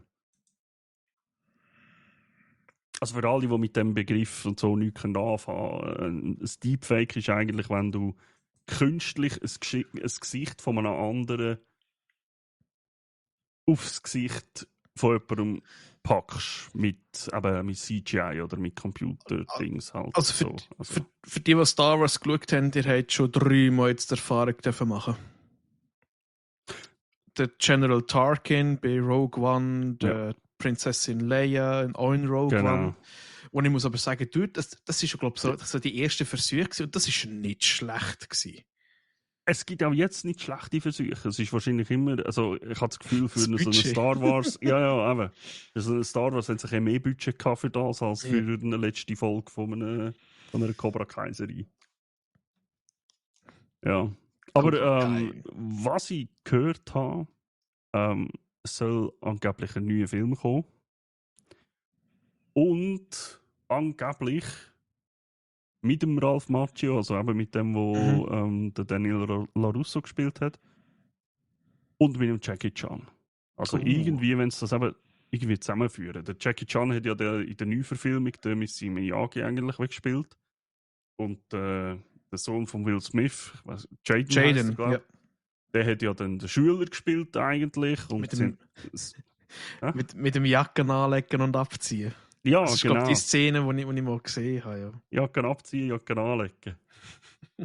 Das ist, für die, die es nicht mitbekommen, das war also so eine Referenz zu Auftragen, Polieren. Einfach mal ein bisschen neu. Aber einfach so Zeugs, ja. Das finde ich noch lustig.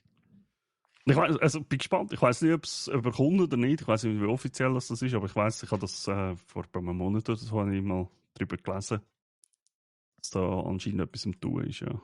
Bleiben wir gespannt. Vielleicht schaue ich dann auch endlich mal rein. Ja, ich glaube, wenn du jetzt Karate Kid schaust, die alten Filme, ja gut, aber es ist nicht gross Sci-Fi, also nicht gross CGI oder so, es ist halt Kampfsport. Fucking hell, ich habe Evil Dead geschaut aus den 80er Jahren, wo irgendeine von Bäumen vergewaltigt wird. Komm, also ich tue mir alles an. Das ist halt auch geil. All die alten Charaktere, wo sie in Cobra Kai halt wirklich wieder reingebracht haben. John Kreese oder der Silver. All die alten Bösen, die damals Cobra Kai geleitet haben. Mhm. Und jetzt eigentlich immer nur teils auf die Rivalität und so bestehen und immer nur, sag jetzt mal, die Bösen sind. Mhm. Ich habe das mega gut gefunden. Irgendwann haben sie dann von Nerven, weil du denkst, Alter, ist jetzt gut. Aber es ist trotzdem auch dort einen mega schönen Abschluss auf eine Art und Weise. Also von dem her, ja. Sehr zufriedenstellend gewesen. Sehr zufriedenstellend. Nice. Genau. Dann übernehme ich noch für die letzte Serie, die ich geschaut habe. Ja, zieh durch. Fucking eine Stunde und 20 Minuten. Plätsch, ich glaube, du kommst nicht auf deine Kosten. Ja, weiss nicht. Viel Film habe ich nicht, aber ja. Nein, aber ich habe das Gefühl, wir werden in einer anderen Sektion ein bisschen mehr von dir hören. In der letzten. Okay, hau raus. Bin gespannt. Also, okay, aber ich das ist schnell meine letzte Serie, die ich geschaut habe. Das ist tatsächlich auch eine Staffel bis jetzt. Die läuft auf Netflix und heisst Undercover im Seniorenheim. Jetzt ist schon gedacht, what the fuck ist das? Was zum Und zwar, jedes eigentlich ein Konzept habe ich witzig gefunden. Und zwar ist dort irgendeine Privatdetektivin, die einen Auftrag bekommt, dass in einem Altersheim oder in einem Seniorenheim, besser gesagt, irgendjemandem ein Schmuck geklaut worden ist. Und weil sie selber nicht dort rein kann, tut sie nachher eine Anzeige machen in der Zeitung für einen älteren Herr, der für sie dann nachher in ein Altersheim geht die Leute eigentlich unter die Lupe nehmen. Und es ist... Ich finde es eigentlich mega herzig, weil das ist eigentlich Geschichte von einem...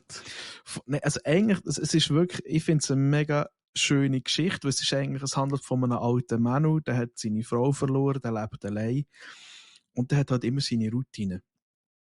Und alle sagen ihm, hey, der ist irgendwie, ich weiss auch nicht, hockt nur noch daheim rum, schickt uns so Zeitungsartikel und irgendeine Tochter sagt zu ihm, hey, willst du nicht mal wieder etwas machen? Irgendwie mal raus. Und dann sagt er, ja, okay, ist gut. Und dann hat er das eben gesehen und hat gesagt, mal komm, ich mache das jetzt. Und dann wird er zuerst mal in den ersten 2 Folgen wird er so ein bisschen eingeschult, wie es ist, ein Privatdetektiv zu sein. Und er ist schon hübelig und sagt, so geil, Mann, ich bin jetzt ein Privatdetektiv. Und also, es ist mega herzig und tatsächlich, er kommt dann halt eben in das Altersheim rein und merkt dann halt, also in das Seniorenheim, Entschuldigung, und merkt dann halt, das, was ihn am meisten selber auch stört, ist, dass er die ganze Zeit allein ist. Und der tut sich dann nachher wirklich mit den Insassen, oder die dort wohnen. Du bist viel zu viel in deinem Gefängnis-Mindset drin. Genau. Nein, aber die dort wohnen, er freundet sich mit denen dann an und es ist eigentlich gleich noch mega herzig zum sehen, dass er auch wenn du alt bist, kannst du gleich auch einen Haufen Sachen machen. Halt nicht mehr so gut, weil irgendwie in der ersten Nacht fängt es dann auf saufen und kiffen und weiss ich was alles. Oh Gott. Aber es wird dann nachher, je länger das es geht, desto herzergreifender wird es.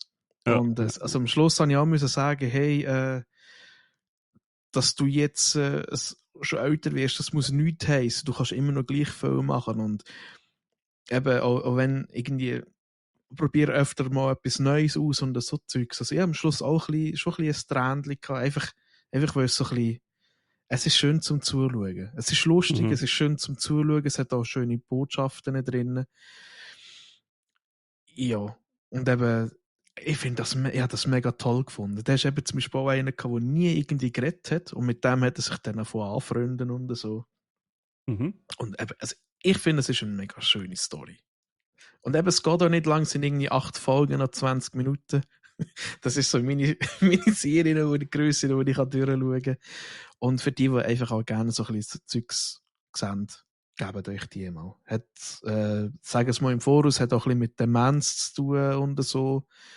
Ich weiss nicht, hat tatsächlich diesen Monat ein bisschen irgendwie alles, was ich angeschaut habe, oder die Sachen, die ich angeschaut habe, alles mit dem zu tun gehabt. Und ich so, okay, ich weiss nicht warum. Aber ja, also ich finde es eine coole Story. Genau. Punkt. Ich glaube, mehr kann ich nicht dazu sagen. Undercover im Seniorenheim. Ja. Was hast denn du für Filme geschaut? Hast du überhaupt Filme geschaut? Hey, ich habe Filme geschaut. Ah. Absolut. Und zwar... Ich habe 4. Okay, ich habe 3. Fang mal an. Also ich fange gerade mit dem an, was ich eigentlich gesagt habe, wo ich eben so ein bisschen mit dem zu tun habe, also mit Leuten, die vergesslich werden. Ja, auf Amazon habe ich gesehen Absolution.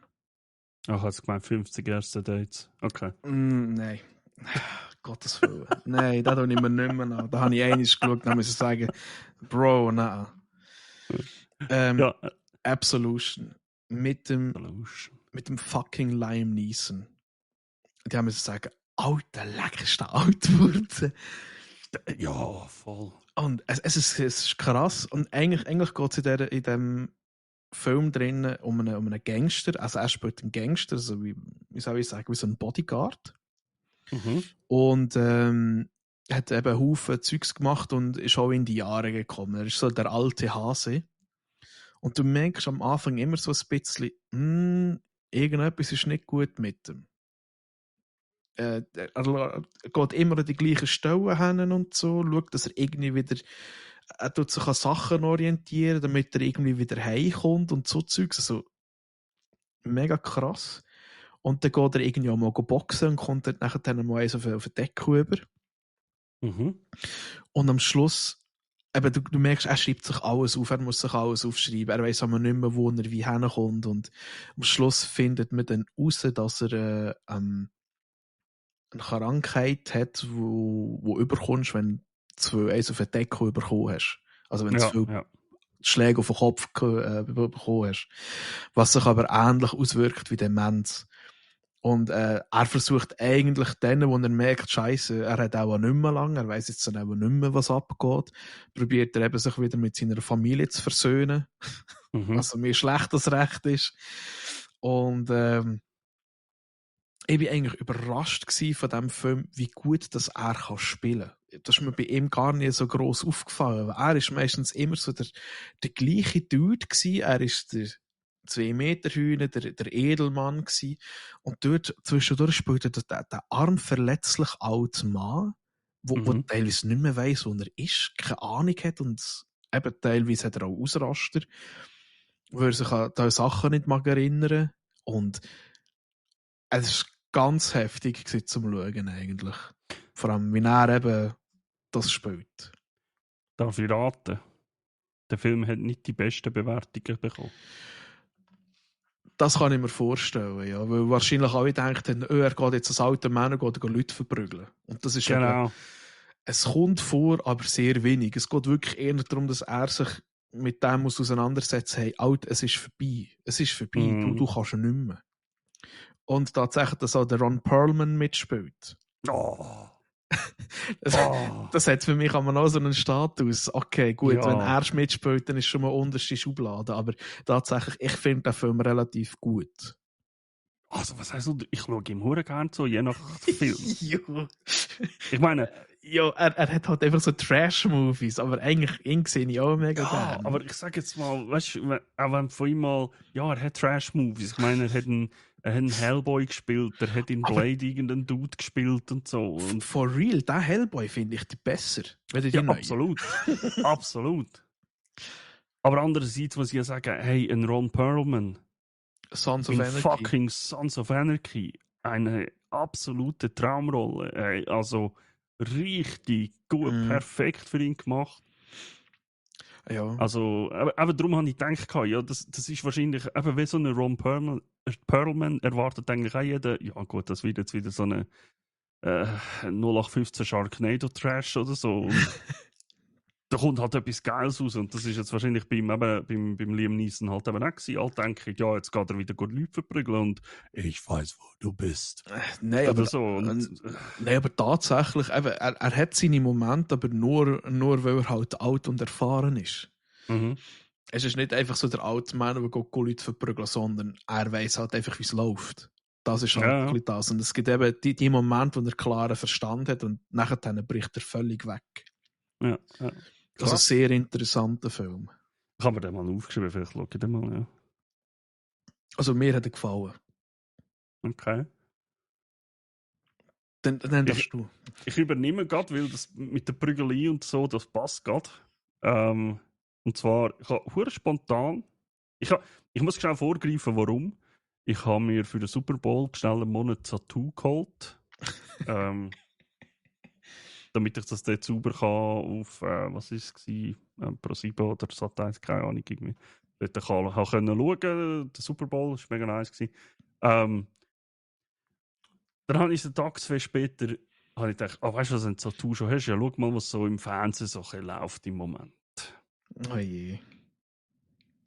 Fazit war, ja, ich bin froh, schaue ich kein Fernsehen mehr. Aber du hast den 13. Krieger auf SRF 2 geschaut. Entschuldigung.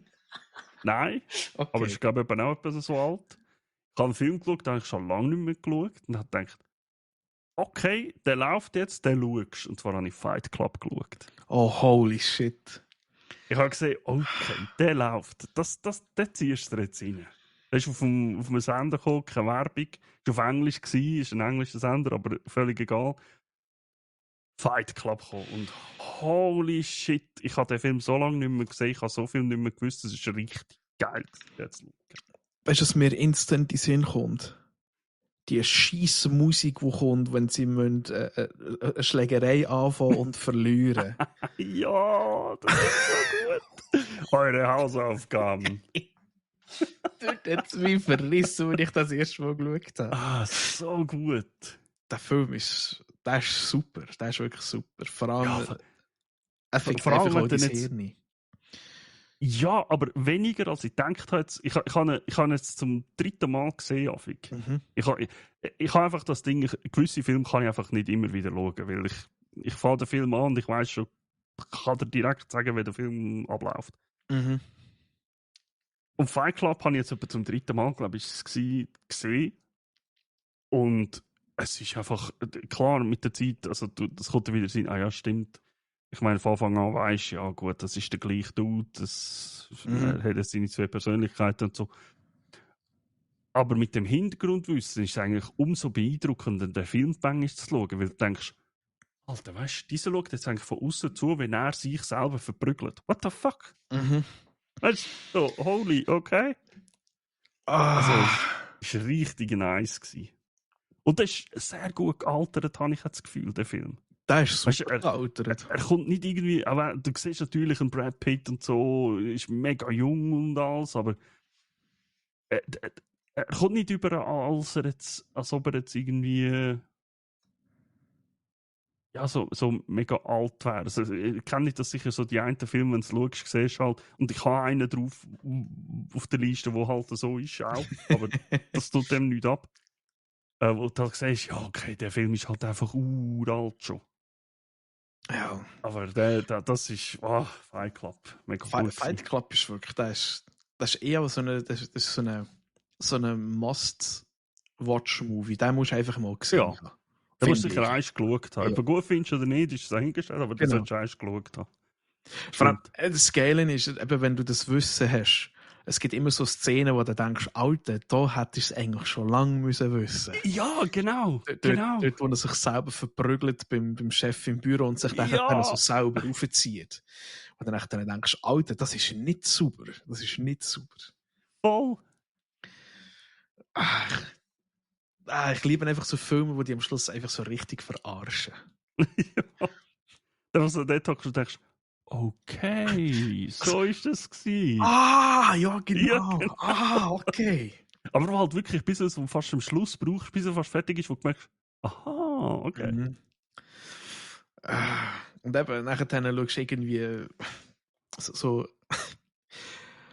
gehst auf YouTube, gehst mal ein bisschen Videos schauen, go Meanings oder Reactions schauen und nachher dann irgendeiner hat so eine Idee, wie so ein Film kann passieren. Oder eben, dass der Film eigentlich noch einmal kannst schauen, aber ganz anders. Irgendwie, es gibt auch so ein Dings wie so eine Vorstellung von Interstellar, wo einer sagt, eigentlich müsstest du dir vorstellen, dass er schon lange tot ist. Und das habe ich auch schon gelesen. Und nachher macht der Film anders viel Sinn und du siehst ihn völlig komplett anders. Und das, wow. Ja, aber so Dinge, das gibt es bei vielen Filmen. Vor allem eben solche wie so Interstellar oder auch Fight Club, glaube ich, sofort. Ja. Ich liebe so Scheiße. Wo du ein bisschen den Kopf musst brauchen, je nachdem. Ja. Ja, dann nehme ich den nächsten. Mhm. Ich habe gestern auch noch einen spontanen Shot called. Nein. Nein, der Film heisst Shot Caller. Okay, ja. Der läuft auf Netflix und ich wollte den eigentlich schon immer mal schauen. Und ich dachte, hey, für morgen, ich muss noch etwas haben. Da habe ich mir den gegeben. Und das ist mit einem Typ, der in Game of Thrones der Lannister spielt, der den Arm abgekackt bekommt und dann ein Goldhändler ist. Und es geht eigentlich darum, dass er in den Knast reinkommt. Und er war eigentlich so ein Finanzdude draussen, hat einen Unfall gehabt, wo er dafür verantwortlich ist. Und er kommt dann in die Kiste. Irgendwie für 2 Jahre oder für 16 Monate. Und sein Berater sagt ihm, ich weiss, dass du Angst hast, aber das Erste, was du dort machen musst, ist einfach mal zeigen, dass du nicht Angst hast. Weil sonst bist du geliefert. Und das Erste, was er eigentlich, also er ist dann die erste Nacht dort drinnen und zeigt eigentlich schon, hey, ich habe keine Angst vor euch. Und dann kommt er das erste Mal raus und das Erste, was dann passiert, ist, er verprügelt gerade mal einen. Okay. Und kommt dann nachher eigentlich so schon zu der ersten Gang. Und je länger dass er dort innen ist, desto tiefer geht er in das Loch runter. Also eigentlich, er war ein ganz normaler Dude und wird nachher dann im Gefängnis innen zum Kriminellen. Ja, das dort innen muss machen, zum Überleben und zum seine Familie schützen. Und ich finde das fucking insane, wie sie das dort zeigen. Okay. Und es geht immer wie weiter runter. Je länger dass der Film schaust, desto weiter runterkommt und desto kaputter wird er. Und eben, dass er dort zu dieser Gang herkommt und weil er der einen rettet, hat er dafür mit dem anderen etwas zu gut und so. Und am Schluss ist eigentlich alles so, denkst du so, hey, jetzt ist er endlich wieder auf dem Damm, jetzt kommt er endlich raus. Aber nachher macht er etwas völlig anderes. Ja. Und dann muss ich sagen, okay, gut, the fuck. Also Shoot Caller, er ist recht geil. Ich sehe gerade etwas. Was? Ich weiß nicht, ob dir das aufgefallen ist. Dort ist noch ein Schauspieler, der dort mitmacht. Ein Bekannter. Der Punisher. Aha. Shotgun heisst er in diesem Film. Sein richtiger Name im Film ist Frank. Aber er hat nichts damit zu tun. Es hat nichts damit zu tun. Ich habe gesehen, John Bernthal, Frank. Und ich so, wait a second. Frank, John Bernthal, Punisher. Das heisst er auch Frank. Ja, also wirklich für die, also für die, die es so ein bisschen kennen, also es hat auch so andere Gesichter drin, wo du denkst, das ist wieder so ein Knasti-Film, der gehört einfach dort dazu. Ja. Ja, es hat halt auch eben dort so ein bisschen die Nazi-Fraktion und der Typ, der spielt einfach immer Leute im Knast und er ist ein Nazi. Warum auch immer. Das ist, glaube ich, auch bei American History X spielt er auch so einen. Ja. Und das ist also ich gönnt nach dem Film. Immer die gleichen. Ja. Vor allem eben, wie er vom ängstlichen Insassen dann nachher dann wirklich so ein bisschen der Oberficker wird, das böse gesagt. Mhm. Also ist empfehlenswert. Dann, Ja. your turn. Haben wir jetzt einmal aufgeschrieben, das ist dann nämlich noch interessant. Ja. Oder soll ich noch einen machen? Ich habe noch 2 Filme. Ja, ich auch. Okay, dann. Ich habe. Jetzt überlege ich, welche ich zuerst dann. Nein, ich nehme den. Ich habe einen relativ neuen geschaut, und zwar Star Trek Section 31. Ist wahrscheinlich ein bisschen unbekannt, ist auch nie irgendwie so im Kino oder gross gekommen. Der ist auf Paramount Plus, wo alles Star Trek läuft im Moment, ja. Ist der gekommen. Der ist auch erst Ende des Jahr rausgekommen. Ende Januar. Ende Januar rausgekommen. Und er ist nicht so gut angekommen, hat viele negative Kritiken bekommen. Verstehe ich auch, ist es nicht der beste Film. Meiner Meinung nach hat es den nicht gebraucht. Tatsächlich. Okay. Weil der Film geht um einen Charakter, der bei Star Trek Discovery eingeführt worden ist. Und zwar, ich habe vorhin schon mal davon erzählt, Star Trek hat ja etwa die mal mit so anderen Realitäten und so. Es gibt auch das Spiegeluniversum, wo die Sternenflotte eigentlich nicht so eine Vereinigung ist, sondern es gibt das Imperium. For the Emperor! Und ja, das ist wirklich so. Und dort ist halt bei Star Trek Discovery die Mentorin, das ist tatsächlich eine sehr berühmte Schauspielerin. Jetzt fällt mir nur der fucking Name gerade nicht ein. Michelle Yeoh, oder wenn man das ausspricht, kennt man aus verschiedensten Filmen. Eine chinesische Schauspielerin. Everything, Everywhere, All at Once hat sie zum Beispiel die Hauptrolle gespielt. Also der berühmteste Film, den ich könnte sagen. Das ist aber auch so einer, der so in verschiedenen alternativen Realitäten spielt, oder? Ich muss das zweites Mal schauen, dass ich den erklären kann. Der ist so ein Brainfuck, der Film, aber ja. Sie ist auch Kampfsportlerin, also sie kann Kung Fu, hat aber keine Ausbildung gemacht, soweit ich weiß, aber die hat auch sehr viel von denen, also Tiger and Dragon und so, hat sie mitgespielt. Karate Kid hat sie einen kurzen Auftritt gehabt, Wing Chun, Tai Chi. Sie hat sehr viel so Filme gemacht, tatsächlich damals auch. Ja, bei Star Trek Discovery hat sie einige Folgen mitgemacht, wo es eben auch um das, also einerseits hat sie dort einen Charakter gespielt, wo wie so Mentorin war, glaube ich, vom Hauptcharakter aus dieser Serie. Mhm. Und im Spiegeluniversum ist der Charakter dann eine Imperatorin gewesen. Und in dem Film geht es eigentlich darum, also in der Serie ist der Charakter die Imperatorin Philippa Georgiou, oder wenn man es genau ausspricht, keine Ahnung, ist die eben in das Universum oder in die Realität von Star Trek Discovery geschleudert worden oder gekommen oder whatever. Und ist dann dort eigentlich hängen geblieben. Und im Film geht es dann eben darum, was hat sie jetzt gemacht. Sie wird für den Föderationsgeheimdienst, wo eben Sektion 31 genannt wird, tätig. Und hat dann eigentlich wie so die Aufgabe, trotzdem die Planeten von der Vereinigten Föderation zu schützen und so, und wird ein bisschen mit der Vergangenheit konfrontiert. Und ich wollte jetzt auch nicht zu viel spoilern, also ist jetzt auch nicht so viel gespoilert, aber ja, also, wie gesagt. der Film hat es einfach nicht gebraucht. Okay. Der ist, also wenn der eine nicht schaut, wo Discovery geschaut hat, ja, dann hast du nicht viel verpasst, ganz ehrlich. Also, es ist... Ja, solche Filme muss es geben, irgendwie. Ja. Er ist gut gemacht, er ist auch wirklich ein Star Trek-Level, wenn man jetzt so die Serie kennt. Wirklich super gemacht, hat auch gute Schauspieler schon dabei, aber ja, also hätte es nicht gebraucht, muss ich ganz ehrlich sagen. Das ist ein bisschen schade.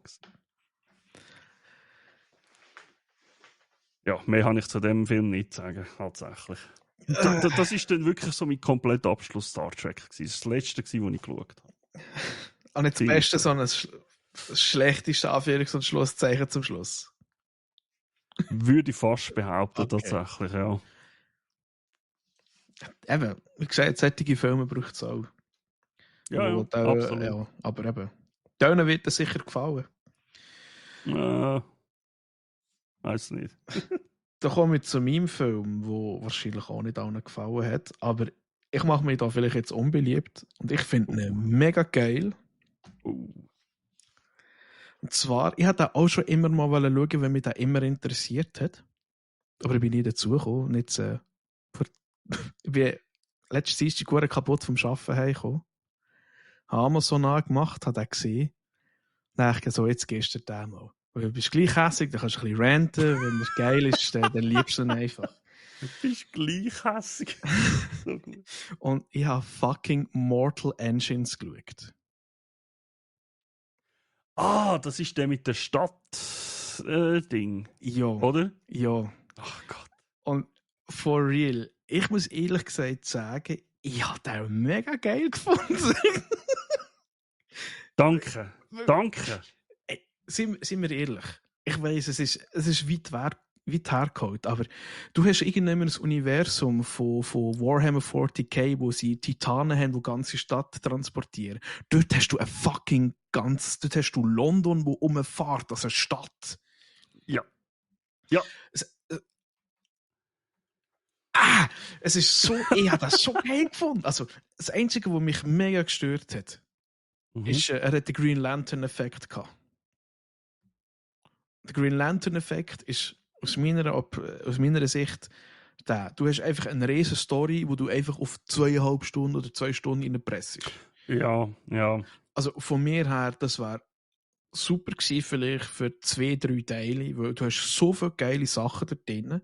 Und dann muss ich sagen, Alter, es ist hure nice. Du hast eben Städte, wo rumfahren, wo fucking Dörfer, die rumfahren, oder Häuser, die auf riesigen Geländesachen rumfahren. Und du hast am Anfang eine hure krasse Verfolgungsjagd. Es ist irgendwie wegen einem Krieg, hast du nichts mehr leben können. Darum sind sie alle in diesen fahrenden Häusern unterwegs. Dort hätte ich mir gerne ein bisschen mehr Hintergrundinformationen gewünscht. Was läuft so in diesen einzelnen kleinen Dörfchen oder so. Das hätte Schuhe können ausbauen. Tatsächlich wie das Ganze. Es ist halt einfach, es ist da, kommt damit klar und wir erzählen jetzt einfach ein bisschen Geschichte. Und eben, es kommt auch so ein bisschen Technologie vor, die nicht ganz ausgereift erklärt wird. Es hat dort eine Figur. Fucking hell. Das hat mich so aufgeregt, aber ich habe es so geil gefunden. Es gibt dort eine Figur, die heißt der Wiedergänger. Und das ist einfach eigentlich, wie es heisst, das ist eigentlich ein Untoter. Und er sieht einfach fucking aus wie die Necrons irgendwie. Also, also ja, eben Warhammer-Leute werden mir wieder schluchen und lünchen. Aber das ist das Erste, wo ich das mit dem assoziiert habe. Es ist einfach eine untote Maschine, die kein Gefühl hat, nichts ist einfach da. Und die meint einfach alles nieder, was ihr in den Weg kommt. Und ich habe das so gefeiert.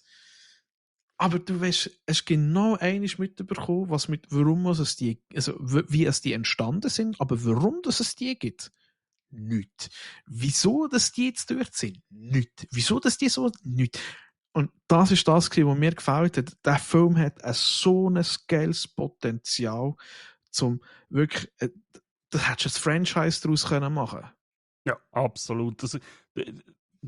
genau, wenn du sagst, du erfährst nichts darum, warum sind die Städte da. Also, ein bisschen weiss ich noch, wird erzählt, aber du könntest so ein riesiges Worldbuilding daraus machen. Ey, Das abartig. ist krass. Also, das habe ich auch gedacht. Ich habe ihn, glaube ich, schon zweimal gesehen jetzt mittlerweile und ist es nicht der beste Film, aber er ist einfach mega interessant, weil es einfach, ich liebe so Filme, wo eigentlich eine heutige Gesellschaft nehmen und in ein anderes Setting reinpacken und sagen, so wäre es rausgekommen, wenn es so gewesen wäre. Ja.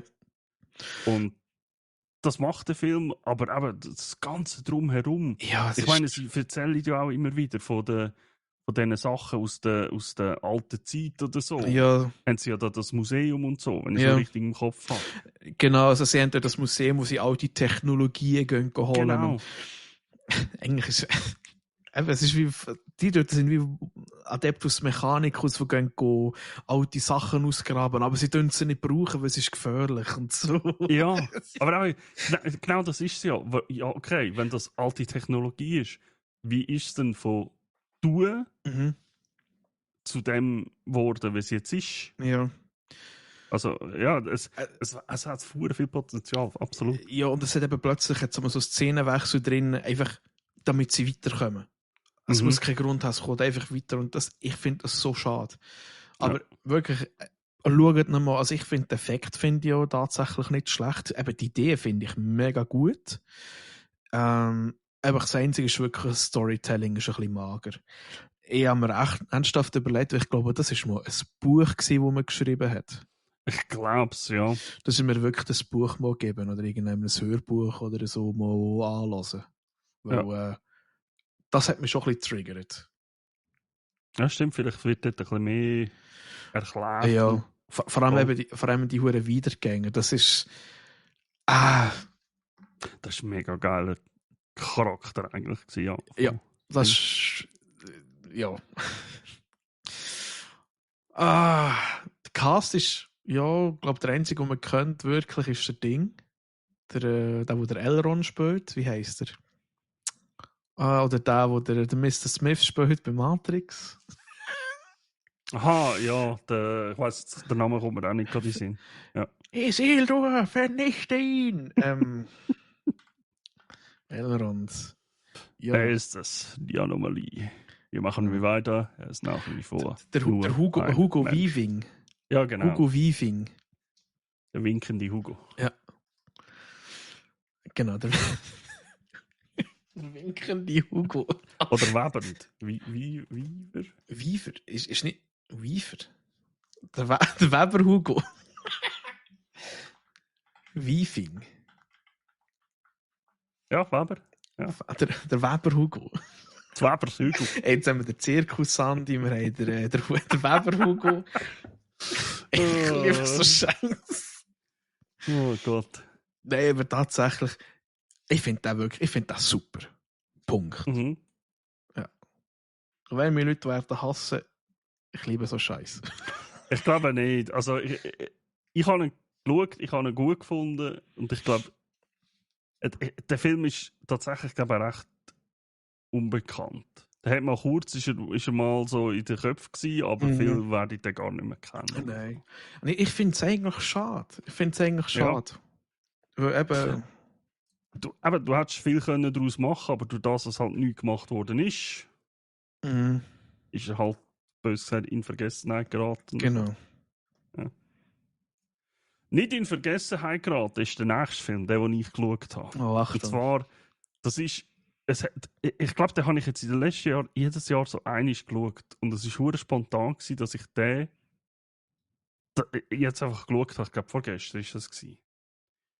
Und zwar habe ich einen Film geschaut, der ist älter als ich. Ich glaube, 81 ist der gekommen. Und so sieht er auch aus. Und es ist richtig geil, auch wenn er in der heutigen Zeit nicht mehr so gemacht werden darf. Oh. Weil da lassen sie gewisse Sprüche raus, wo ich muss sagen, jo. Okay. Oh, bin ich gespannt. Und zwar habe ich Cannonball Run geschaut. Auf dem Highway ist die Hölle los. Und ich feiere den Film einfach, seit ich ein kleiner Bub bin. Das ist so geil, der Film. By the way, mit einem ultra krass jungen Jackie Chan. Hä? Ich glaube, ich würde fast sagen, das ist einer der ersten Filme, wo er mitgemacht hat. Scheiße, mit dem Burt Reynolds. Mann. Ja! Ey, der sieht wenn du das Ding aufmachst, der sieht aus wie der Pedro Pascal. Ja, voll. Absolut. Oh mein Gott. Okay, nein, das ist nicht einer der ersten gewesen, aber ich glaube, einer der ersten wirklich grossen Filme in Ding in Amerika könnte ich mir vorstellen. Ja. Aber das ist zeitlang ist das immer so gewesen. Da hast immer so Filme gehabt, vor allem eben so so Rennfilme. Alter. Wie hat es so ich habe gerade sorry, wenn ich schnell... Also nur. Ich habe gerade dem Jackie Chan seine Listen aufgemacht. Bro. Der hat auch nicht geschlafen. Alter. What the fuck? Das fängt einfach in 1962 an und hört 2023 auf. Krass. Ich habe sogar einen, der 2024 drinnen ist, aber... Ein Film? Panda Plan. Keine Ahnung. Der hat noch Synchronsprecher für diverse Figuren und so. Ja. Hat aber auch viel ausgezeigt. Holy shit. Das ist so underrated, habe ich das Gefühl. Jackie Chan, ja. Und vor allem, was er eben noch hat, er hat Filme als Kind siehst du nur die lustigen Filme. Mhm. Er hat auch irgendwie so Filme, irgendwie schon da gewesen, mit dem Pierce Brosnan. Der Foreigner, wo irgendwie seine Tochter umgebracht wird und niemand macht etwas und nachher den Vater von durchgehen. Ja, genau. Ja, er hat ein paar gute, deftige Filme, ja, voll. What the fuck, Dragon Blade? Wo der, wo der Adrian Brody mitspielt und John Cusack. Alter, was ist das für ein Film? Er hat auch ganz weirde Filme. Ja. So muss man schon halt auch sagen. Ja, und eben asiatische, aber müssen nicht schlecht sein. Nein, absolut nicht. Nein, aber Highway ist die Hölle los, habe ich geschaut. Cannonball Run, das ist der erste von 2. Der zweite würde ich mir sicher auch noch geben. Das ist einfach, das ist, für die ihn nicht kennen, das ist ein Film über eines der berühmten oder berüchtigsten illegalen Rennen in den USA, quer durch die USA. Das fängt am einen Ecke an und hört an diesem Ecke auf. Und da geht es eigentlich darum, 3000 Meilen, wer als zuerst dort ist. Und das gibt es halt wirklich, das hat es auch wirklich gegeben. Also wer das interessiert, soll mal googlen. Ich weiß nicht. Run.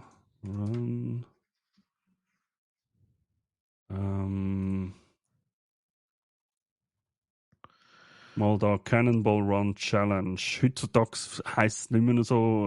Das hat sich dann ein bisschen geändert als. Ich glaube, aus dem ist der Gumball Rally daraus geworden, schlussendlich. Und die findet tatsächlich nicht mehr nur in Amerika statt, sondern... What the fuck? Ich lese da gerade. Das Vorbild für den Cannonball Run. Im Jahr 1914 machte in den USA ein Motorradfahrer namens Erwin George Baker Schlagzeilen, indem er das Land von Küste zu Küste in 11 Tagen durchquert und danach über Wege wie frisch gepflückte Äcker berichtet. What the fuck? Ja. Echt so ein random Dude, der gesagt hat, ich fahre jetzt mit meinem Töffli von A nach B.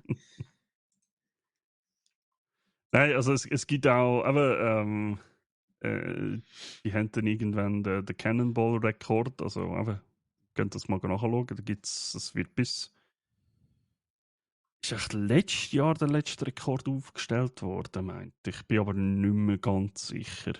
Aber das ist eine Zeit lang ein riesiges Ereignis gewesen, tatsächlich. Wo dann Teams das Zeug selber oder allein gefahren sind, haben sie ihre Autos umgemodelt, dass die... Also ich habe mal eine kleine Doku gesehen von einem, die haben einen Mercedes umgebaut. Die haben eigentlich fast das ganze Auto komplett umgebaut, haben hinten...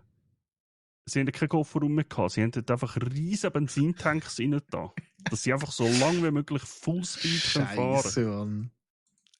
Das ist ganz krass. Ja, aber eben, ich kenne den Burt Reynolds eigentlich nur in solchen Filmen.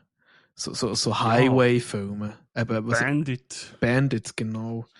Und so Zeugs. Halt einfach Haufen Auto. Ich glaube, es gibt auch irgendeinen, wo er, ist es nicht dort, wo er auch irgendwie so Truckerfahrer ist?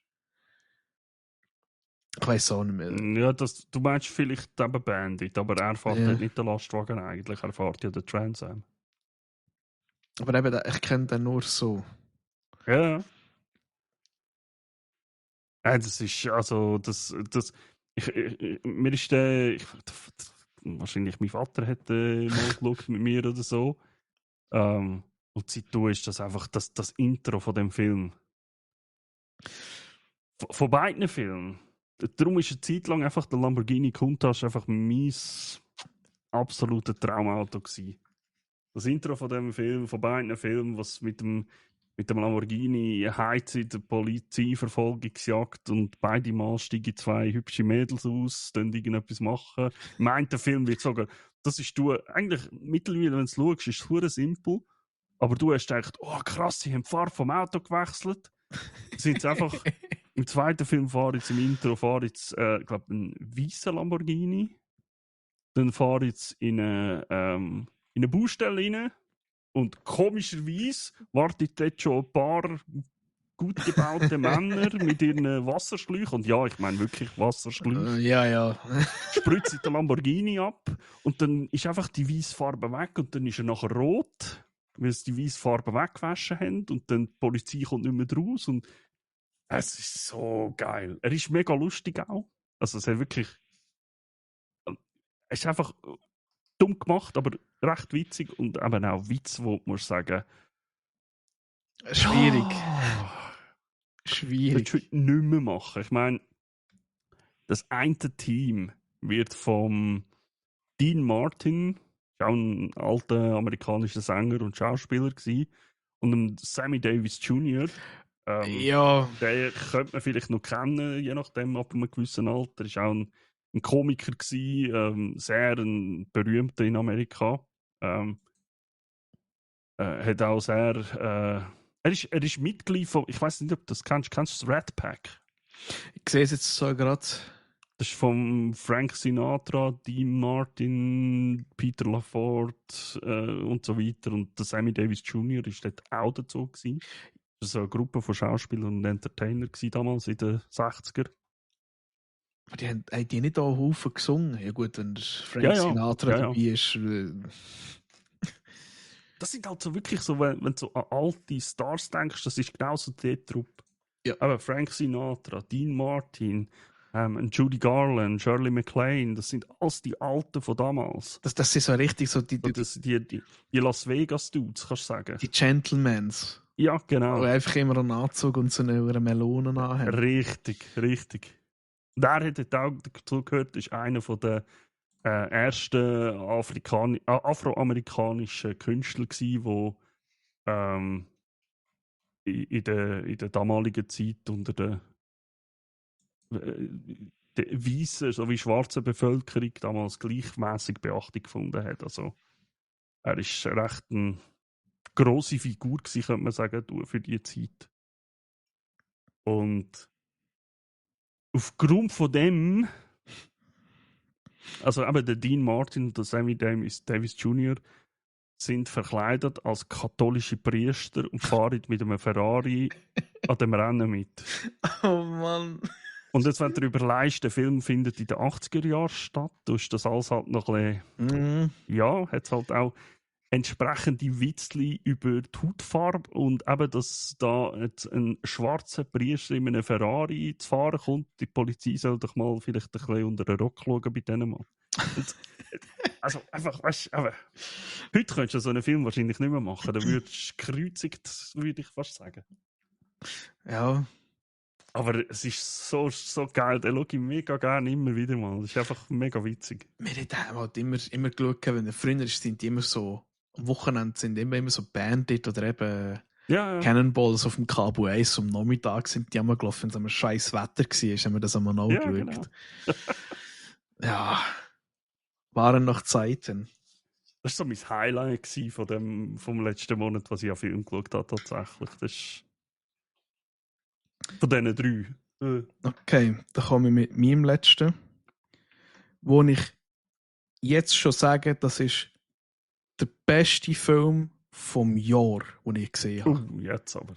Ohne Geil. Scheiß. Ich bin gerade ein bisschen emotional, Entschuldigung. Der Film. Das Nasentüchli.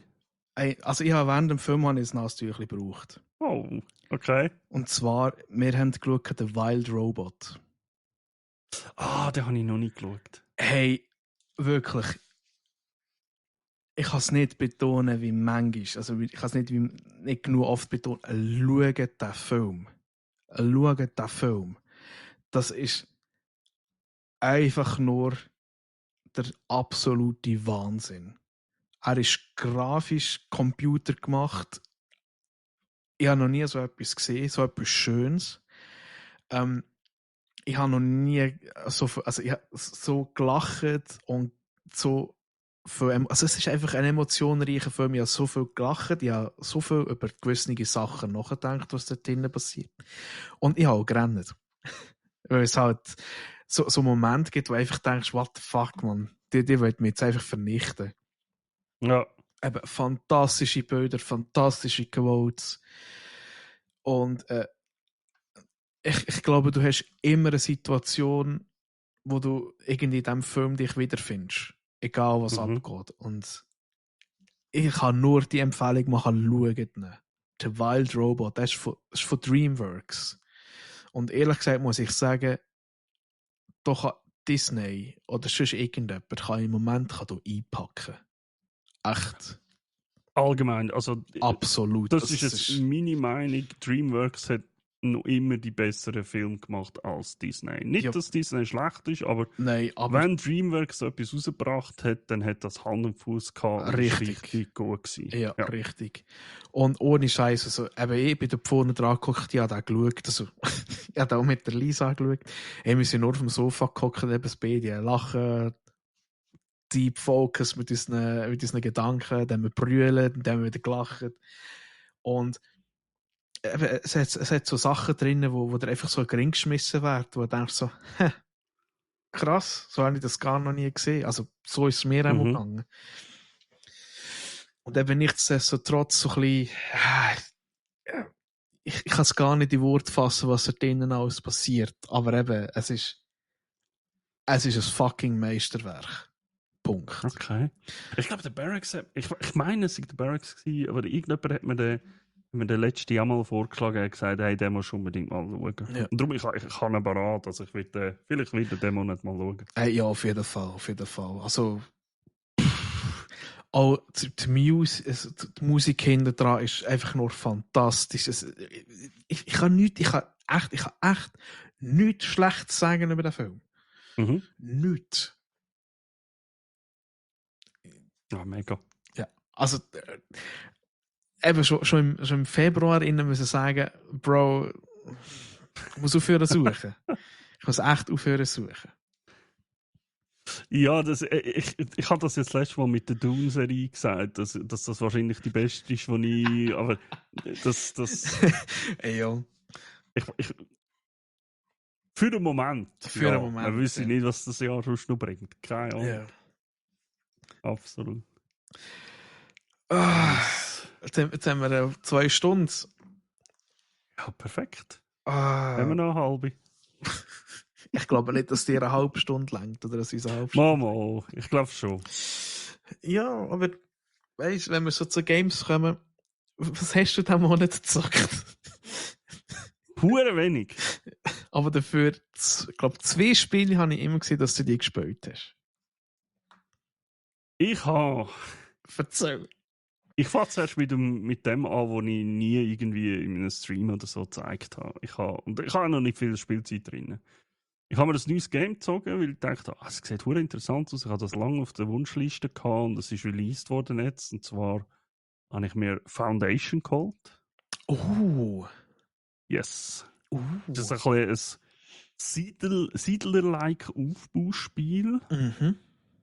Und aber ich habe etwa 4 oder 3,5, 4 Stunden. Ich habe noch nicht so viel gespielt, aber was ich bis jetzt gesehen habe, ist mega nice. Also es ist wirklich, du tust einfach, es ist wie wenn du den Siedler von früher ein bisschen kennst. Du musst deine Rohstoffe besorgen, damit sie zu Zeug bauen können. Du musst nicht Häuschen bauen, also eben die Fabriken eigentlich, damit sie Holz sagen, Werkzeug herstellen und so weiter.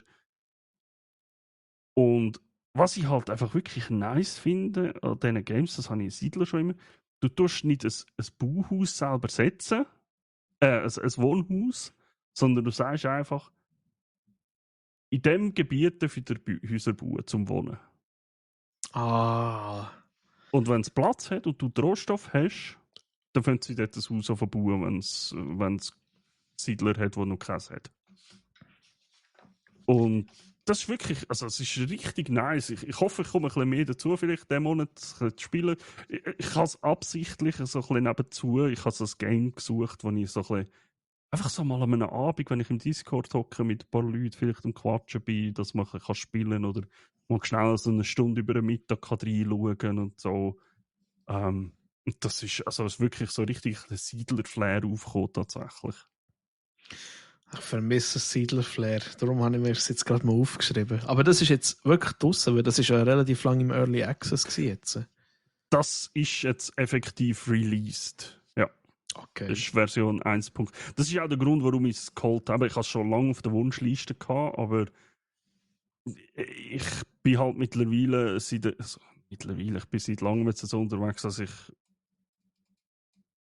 Early Access selten mehr hole. Da muss es wirklich einen guten Grund haben, warum ich mir das besorge. Das Early Access. Das ist ein Grund zum Beispiel, warum ich mir Pioneers of Pagonia nie geholt habe bis jetzt. Das war zum Beispiel auch, ich habe das mal in Streams gesehen und dachte, boah, das ist mega nice, das war genau so. Aber es ist Early Access und da warte ich lieber, bis das Spiel draussen ist, so, dass der Entwickler sagt, hey, es wird zwar weitergemacht daran, aber so ist es jetzt mal komplett spielbar. Ich bin ehrlich, ich blase momentan noch ein bisschen das gleiche Horn wie du. Aber was ich einmal gerne runterladen, ist einmal Demos. Ich tue gerne Demos spielen. Weil das ist halt einfach ein abgesetzter Part, der im Normalfall 100% funktioniert, einfach damit du eine Idee hast. Ja, absolut. Aber gibt es halt wenig so Demos leider. Es kommt zwar immer wieder mehr, tatsächlich, aber gibt halt für viel halt immer noch keine Demo. Das ist schade. Ja, das ist es so. Ja. Das ist halt einfach immer Early Access und nachher dann heisst es ja, wir tun dann immer mehr reinbuttern und das ist halt, ja, es ist nett zum schauen, was für einen Fortschritt das sie machen. Aber eben, wenn du dann nachher dann Spiele hast, die jahrelang im Early Access sind, irgendein ist ja. Ja, ich weiss. Du musst nicht den Gring verziehen. Ich weiss, dass du ein anderes Spiel im Kopf hast. Wo ich momentan auch relativ häufig bei dir gesehen habe, jetzt in der letzten wieder. Ja, ein paar Mal. Ich will das tatsächlich nicht, also für die jetzt nicht gestiegen sind, es geht um Star Citizen natürlich, aber ich will das mal tatsächlich nicht. Ich habe es gespielt, ja, in letzter Zeit, das ist jetzt, sie haben ein bisschen Hotfixes gemacht und ein bisschen Patches, jetzt gerade gestern ist wieder ein grosser Patch gekommen, haben wir gestern Abend mal wieder reingeschaut gespielt. Ja, that's it. Mehr kann ich zu dem im Moment gar nicht sagen. Wie viel hast du eigentlich noch von dort? Ice Game. Eins. Aber ich habe nicht viel, was Games angeht. Also, für die bei mir auf dem Stream zuschauen, ich erzähle es jetzt, weil du bist schon der letzte nicht dabei gewesen, also so nicht aktiv dabei im Chat. Ich habe es leider nie so früh geschafft aufzustehen. Für die bei mir am Sonntag am Morgen aufmögen und bei mir Stream hineinschauen, ich spiele im Moment Prison Simulator. Ich bin gestorben. Du bist umgebracht worden, ja? Das habe ich mitbekommen, ja. vom Fired King. Ja. Und das ist aber nachher der Fried King geworden, habe ich gehört. Ey, also das ist genau ein Punkt, wo ich drauf muss, wo ich dort drauf komme. Eben, ich habe zuerst Contraband Police gespielt und dann habe ich mir gedacht, okay, ich muss irgendwie etwas wieder so Knasti haben, wo ich Leute plagen. Das tut mir gut. Und tatsächlich der Prison Simulator ist genau das, was ich gesucht habe. Du kannst heute auch deine eigenen Insassen erstellen, 16 Stück. Und ja, mit Hilfe von Kanalbelohnungen hast du bei mir in meinen Knast rein. Und der Blackjack hatte ich auch da drinnen gehabt. Bis letzten Sonntag. Da ist er abgemurkst worden. Wie einfach am Morgen bist du in sein Zellenblock 4 und dann siehst, wie dort ein paar Silhouetten rumstehen und nachher siehst du einfach ihn dort am Boden liegen. Super. Also danke vielmals. Das Spiel geht eigentlich darum, dass du eben ein Prison-Wärter bist, ein Gefängniswärter und musst halt verschiedene Aufgaben machen. Eben 5 Leute holen aus deinem Zellenblock und die nachher dann zum Arbeiten in die Werkstatt bringen. Auf dem Hof aussen aufpassen, dass sie sich nicht gegenseitig verprügeln. Manchmal musst du auch einen Kameradienst machen und musst schauen, dass sie nicht irgendwie sich gegenseitig abstechen. Wie der Bär Jenny zum Beispiel. Es ist so kaputt. Aber tatsächlich, also grafisch ist es natürlich ein fettiger Rotz. Also sind wir ehrlich. Also es ist okay, es lenkt. Aber ey, die Vielfalt, die du dort drin hast. Eben, du kannst Leute K.O. schlagen, du kannst sie elektrifizieren, du kannst sie aus Versehen auch verletzen oder auch töten. Du musst go Sachen durch Nudeln von du kannst sie durchsuchen, da findest du irgendwie Drogen oder einen Schockiereg oder weissen Gucker, was alles, was sie verstecken. Und eben, da bringen sich dann gegenseitig um. Es hat wirklich wie in einem Knast drin. Und eben tatsächlich, also es ist wirklich ultra krass, was ich gefunden habe, ist dann wirklich gewesen, was geheißen hat, hey, eben, der Blackjack ist tot, der andere ist schuld gewesen und jetzt kommt er dafür auf einen elektrischen Stuhl. Und ich so, what the fuck? Und das ist dann wirklich so wie bei Green Mile, wo dann nachher mit musst zuerst um die Hütte rumlaufen und dann siehst du die anderen Gefängnisinsassen, die dort irgendwie gegen das Kevin klopfen oder so. Und ich so, okay. Und dann gehst du nachher dann dort in den Raum rein und dann musst du noch angurten, dann musst du den Schwamm nass machen. Also es ist wirklich wie bei Green Mile. Ich habe sogar im Hintergrund die Green Mile Musik abgelassen. Du musst wirklich noch einschalten und schauen und alles perfekt machen und nachher musst du den Hebel runterlassen. Und nachher dann grillst du drüber, eben der Fried King. Oh gut. Und eben, für so Sachen finde ich das Spiel mega cool. Eben, du kannst schon völlig korrupter Sieg sein. Ich habe jetzt, glaube mit dem Renegade, der auch in diesem Knast drinnen ist, ich lasse ihm seine Drogen, dafür komme ich irgendwie alle Monate oder alle Tage komme ich mit Cash über und so. Weißt, es ist mega spannend und cool gemacht. So geil. Und ja, ich bin gespannt, was dort noch weiter dann passieren wird mit meinen Insassen. Jetzt muss ich dich einfach halt irgendwie ersetzen. Oh. Oh. Oh. Und einfach der Blackjack Junior kommt dann rein. Aber jetzt mal eine Frage. Was war genau der Grund gewesen, dass er mich abgemurkst hat? Das weiss ich nicht. Oh, er hat mich einfach abgemurkst, wegen lustig. Ja, also, du hast auch verschiedene Gangs dort drin. Ja. Also zum Beispiel die Tammy, die ist in keiner Gang und die wird eigentlich von jedem verprügelt. Nett. Und ich glaube, du hast eben auch so Gang, die sich gegenseitig sich verprügeln und eben abstechen und so. Und was auch ist, du hast eigentlich im Normalfall siehst du bei einem Gefangenen immer, wer es er nicht gern hat. Mhm. Also eben zum Beispiel der Bert hasst Jenny. Jenny hasst ich weiß gar nicht mehr, irgendjemand glaubt der Bletch hasst der Barracks oder der Barracks hasst der Bletch. Und eben kaum machst du dort Gefängniszellen auf, wenn sich die auch verprügeln. Das ist so geil. Ja, das ist eigentlich hure lustig. Also ich finde es so immer hure lustig, wenn ich so meine VODs anschaue, was da alles für Scheissdreck passiert. Und es ist wirklich, es ist nice. Ich hoffe es so, dass vielleicht schaffe ich es morgen. Ich habe heute Abend... Morgen geht es eh kennen. Oh, weißt du, das ist wahrscheinlich... Ich gehe heute Abend meine Gottenkind gaumen. meine Göttikinder, ich bin das letzte Mal in meinem Stream wieder darauf hingewiesen worden, das sind nicht Göttikinder, das sind meine Göttikinder, ja, Entschuldigung. Meine Göttikinder gamen. Und durch das könnte ich es wahrscheinlich schaffen, dass ich morgen einigermaßen bei einer Zeit aufstehen könnte. Und jetzt ist er nicht einmal. Nein, aber dafür gibt es unter der Woche vielleicht zu Abend mal einen. Jetzt habe ich ja 2 Wochen Ferien. Ja, aber kommst du irgendwie von deiner Sucht weg? Das kann ich schon, ja. Sicher? Ah ja. Soll ich gerade weitermachen? Ja, darum habe ich es eigentlich erwähnt. Also für die, die es nicht wissen, ich habe ja Monster Hunter Wilds Beta gespielt und jetzt gestern, wo meine Mami Geburtstag hatte. Happy Birthday, Mutti. Gut, jetzt habe ich es so nämlich wieder gut gemacht, weil ich habe gestern nicht geschrieben, guter Sohn. Was? Dafür bin ich mit ihr am Donnerstagabend ab Fasnacht. Mit meiner Mami. Gut. Okay. Und irgendeine Betrunkene hat gemeint, es sei meine Freundin.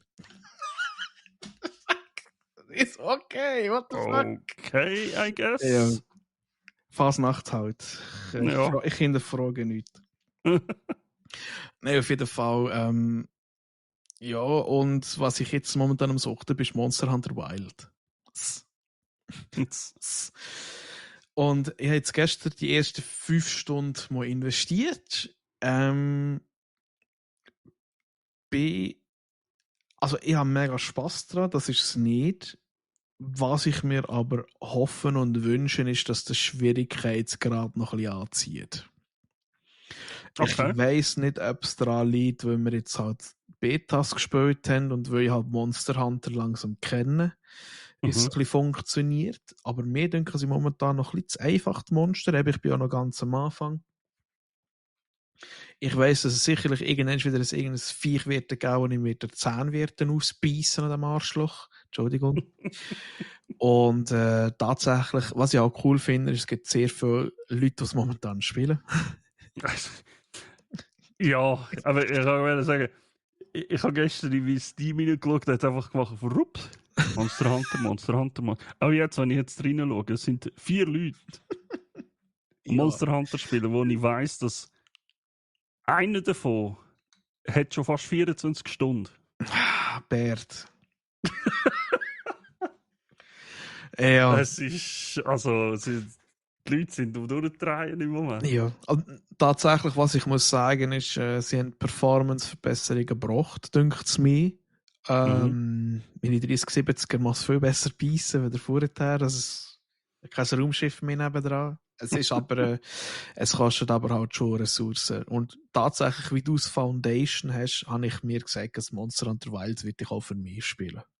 Ja. Weil das ganze Galamma jetzt mit was muss ich einstellen, damit ich nachher dann perfekt kann streamen, das will ich eigentlich nicht. Ich will das Spiel genießen. Fertig. Da habe ich lieber so Spiele mit Prison Simulator, wo auch ein bisschen Community dabei ist. Ja, das wo sich gegenseitig den Goku anfühlen im Chat. Ey, ich kann mir nicht mehr im Fall. Es ist so gut. Und, ja. Ich muss zugeben, ich habe das schon öfters im Stream gesagt oder bei anderen, ich habe mit Monster Hunter einfach irgendwie nichts anfangen, weil ich sehe einfach nur Grind. Es ist brutaler Grind, ja. Das ist einfach so, ich weiß nicht. Ich verstehe die Faszination dahinter. Ich habe jetzt gestern auch im Discord zum Beispiel, der ist gestern live gewesen, jetzt habe ich ein bisschen zugeschaut nebenbei am Abend dort und es sieht schon geil aus und ich verstehe auch, dass ich muss es dann noch erst killen, ich brauche das von dem und ich will mir eigentlich das können herstellen. Das verstehe ich alles voll. Mit was ich einfach immer das Problem habe, ist, das gleiche Viech zu jagen und irgendwie 300 Mal zu killen. Ja, und verstehe ich.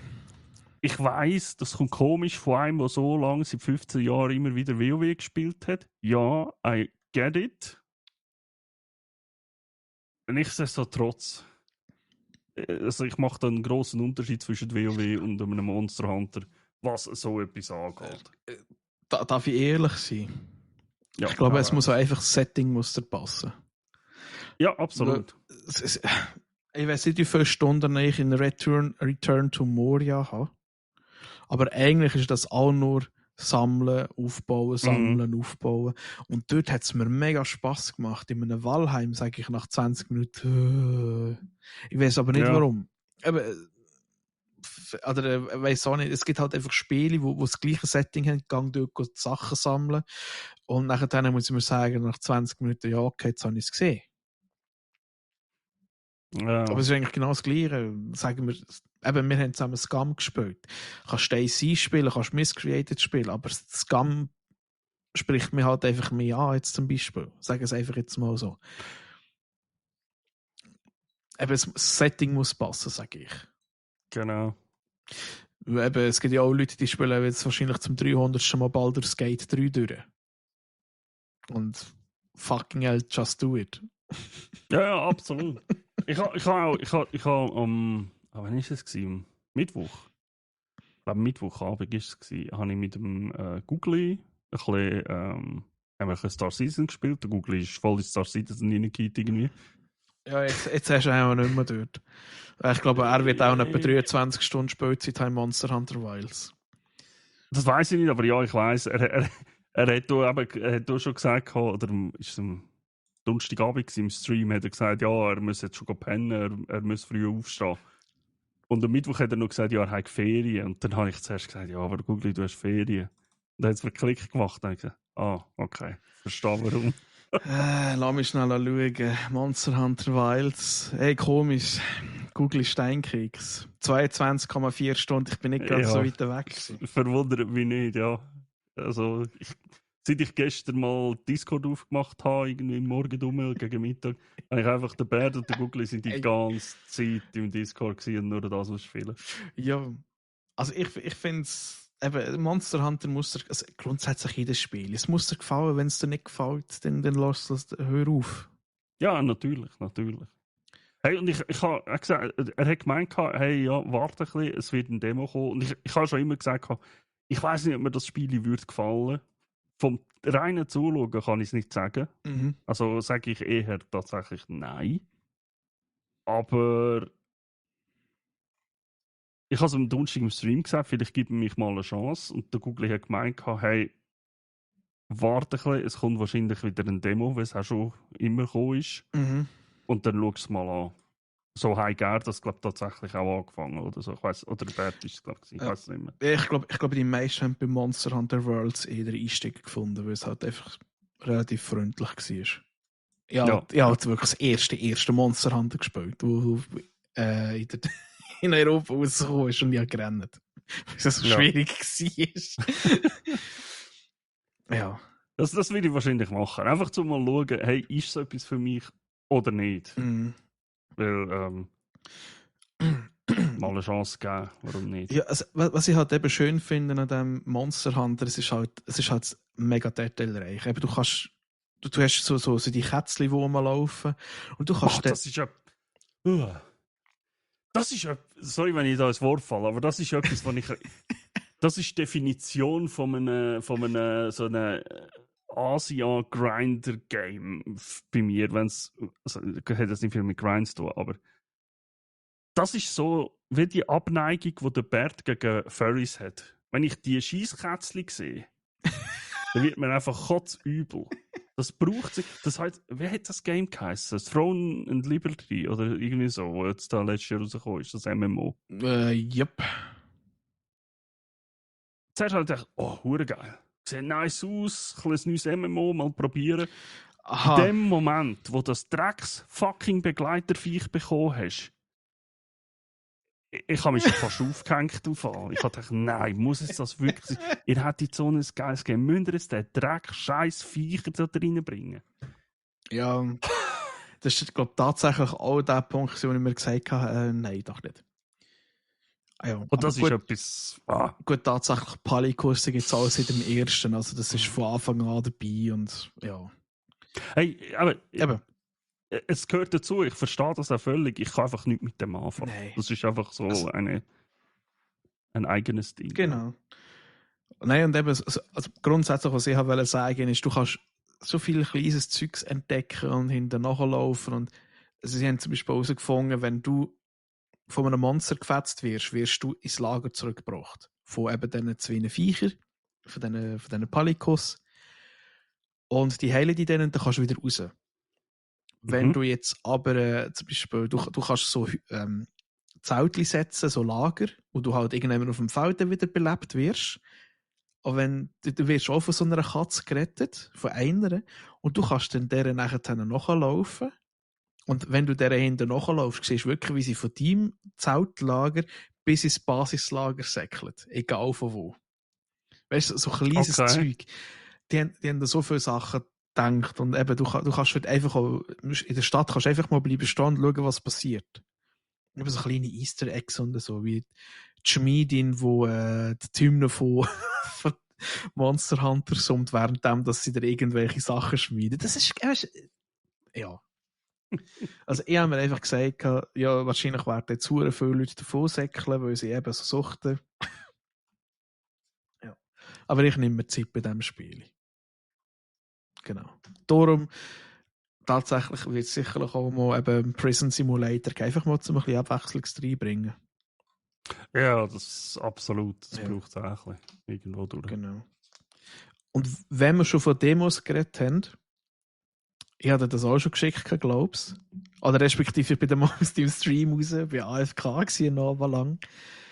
Weil ich bin ja ein mega fetter Anhänger von Solasta im Moment. Weil ich das mit einem Kollegen zusammen spiele, mit dem Panda. Jeden Mittwoch spielen wir den ersten Teil.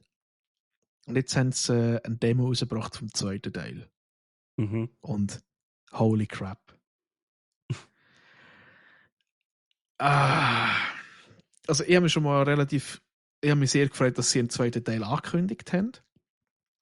Und jetzt haben sie gerade nachher anschliessend zu einem Monat später, ja, da hat er eine Demo, könnt ihr reinschauen. Mhm. Ich bin fucking geflasht. Okay. Wenn du den ersten und den zweiten Teil vergleichst, die haben so einen Gump gemacht und die Musik ist mega, mega krass gewesen, die Atmosphäre von diesem Spiel, die Voice-Overs sind geil gewesen, also wirklich für das, dass sie so klein sind. Es ist vielleicht nicht gerade auf einem gleichen Niveau wie Baldur's Gate 3, aber wenn ihr so Zeugs gerne habt, gebt euch mal Solasta 2. Ich finde, es ist mega gut gelungen und für mich irgendwie am meisten gefreut habe ich mich für das Entwicklerteam, dass die wirklich mal so ein bisschen auf Community gelassen haben und wirklich auch das so gebaut haben, eben, wie sie das Gefühl haben, das ist richtig so. Und was die eben für einen Change durchgemacht haben. Weil ich glaube, das Team Tactical Adventures, wo die Spiele machen, das sind irgendwie so 30 Nasen. Okay. Das französische Studio, glaube ich, sogar noch.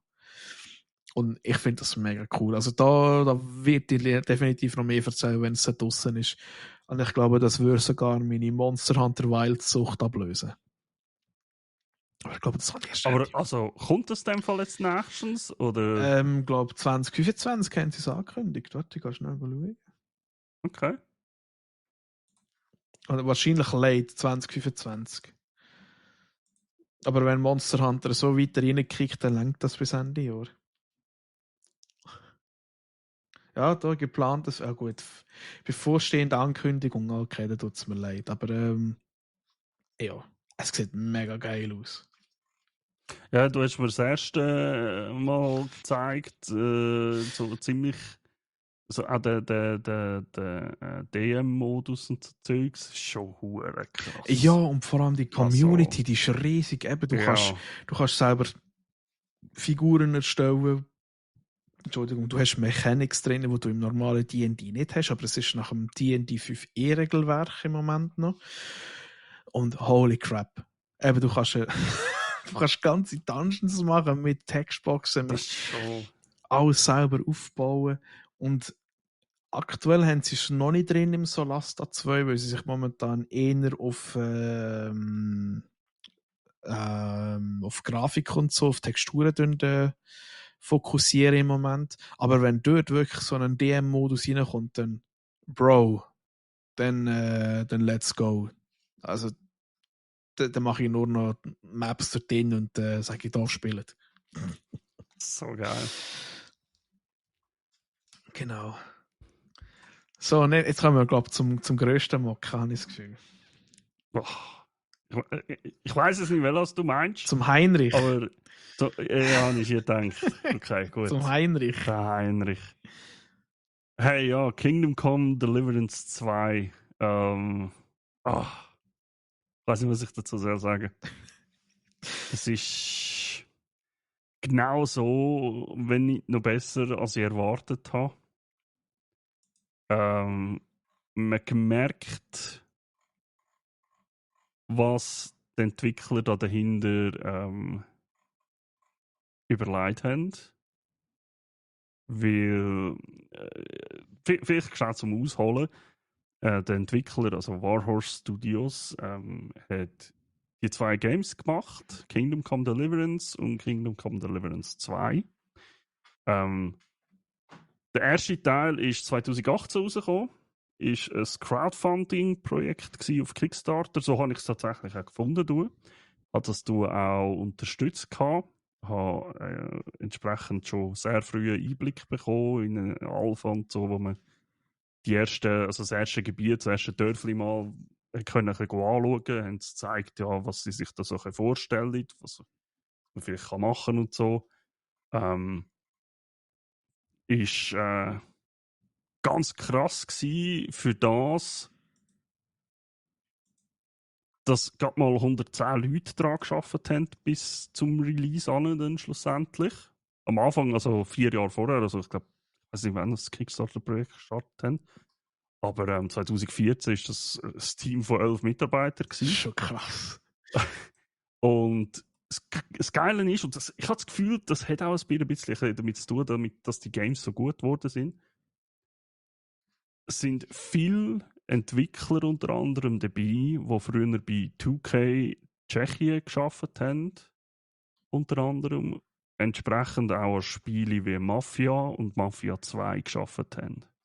Wo in meinen Augen immer noch, also wenn ihr richtig gute Storytelling-Games wollt, schaut euch Mafia und Mafia 2 an, spielt die, das ist etwas vom Geilsten, was ich habe die jetzt 2 oder 3 Mal komplett durchgespielt und es ist jedes Mal eine wahre Freude, die Games zu spielen. Die Liz schwärmt auch so von denen. Die spielt die Jahr, glaube ich, so alle Jahre spielt sie so irgendwie. Ich habe es nicht viel gespielt. Es ist einfach ich habe das Gefühl, wenn ich die mehr würde spielen würde, würde ich es mir kaputt machen. Aber das sind einfach so gute Spiele.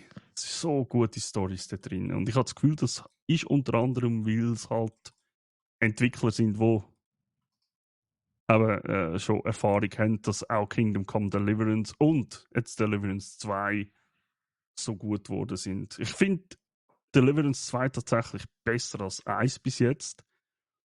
Ist auch wahrscheinlich an dem geschuldet, das habe ich mal in einem Entwickler-Ding gehört. Dort hat einer von Warhorse Studio gesagt, Kingdom Come Deliverance 2 ist das Spiel, das sie eigentlich mit Kingdom Come Deliverance 1 haben wollen machen, aber nicht haben können, weil sie zu wenig Erfahrung und Ressourcen hatten. Der zweite Teil hat eigentlich schon der erste Teil sollen sein.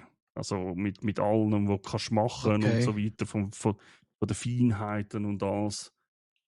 Nichtsdestotrotz, also das Eis ist auch schon ein wahres Meisterwerk in meinen Augen. Also ich habe das Eis ja auch noch, also das muss ich habe dir mal gesagt, ich werde eigentlich das Eis auch mal durchspielen. Ich glaube, das wird so meine Sucht dann.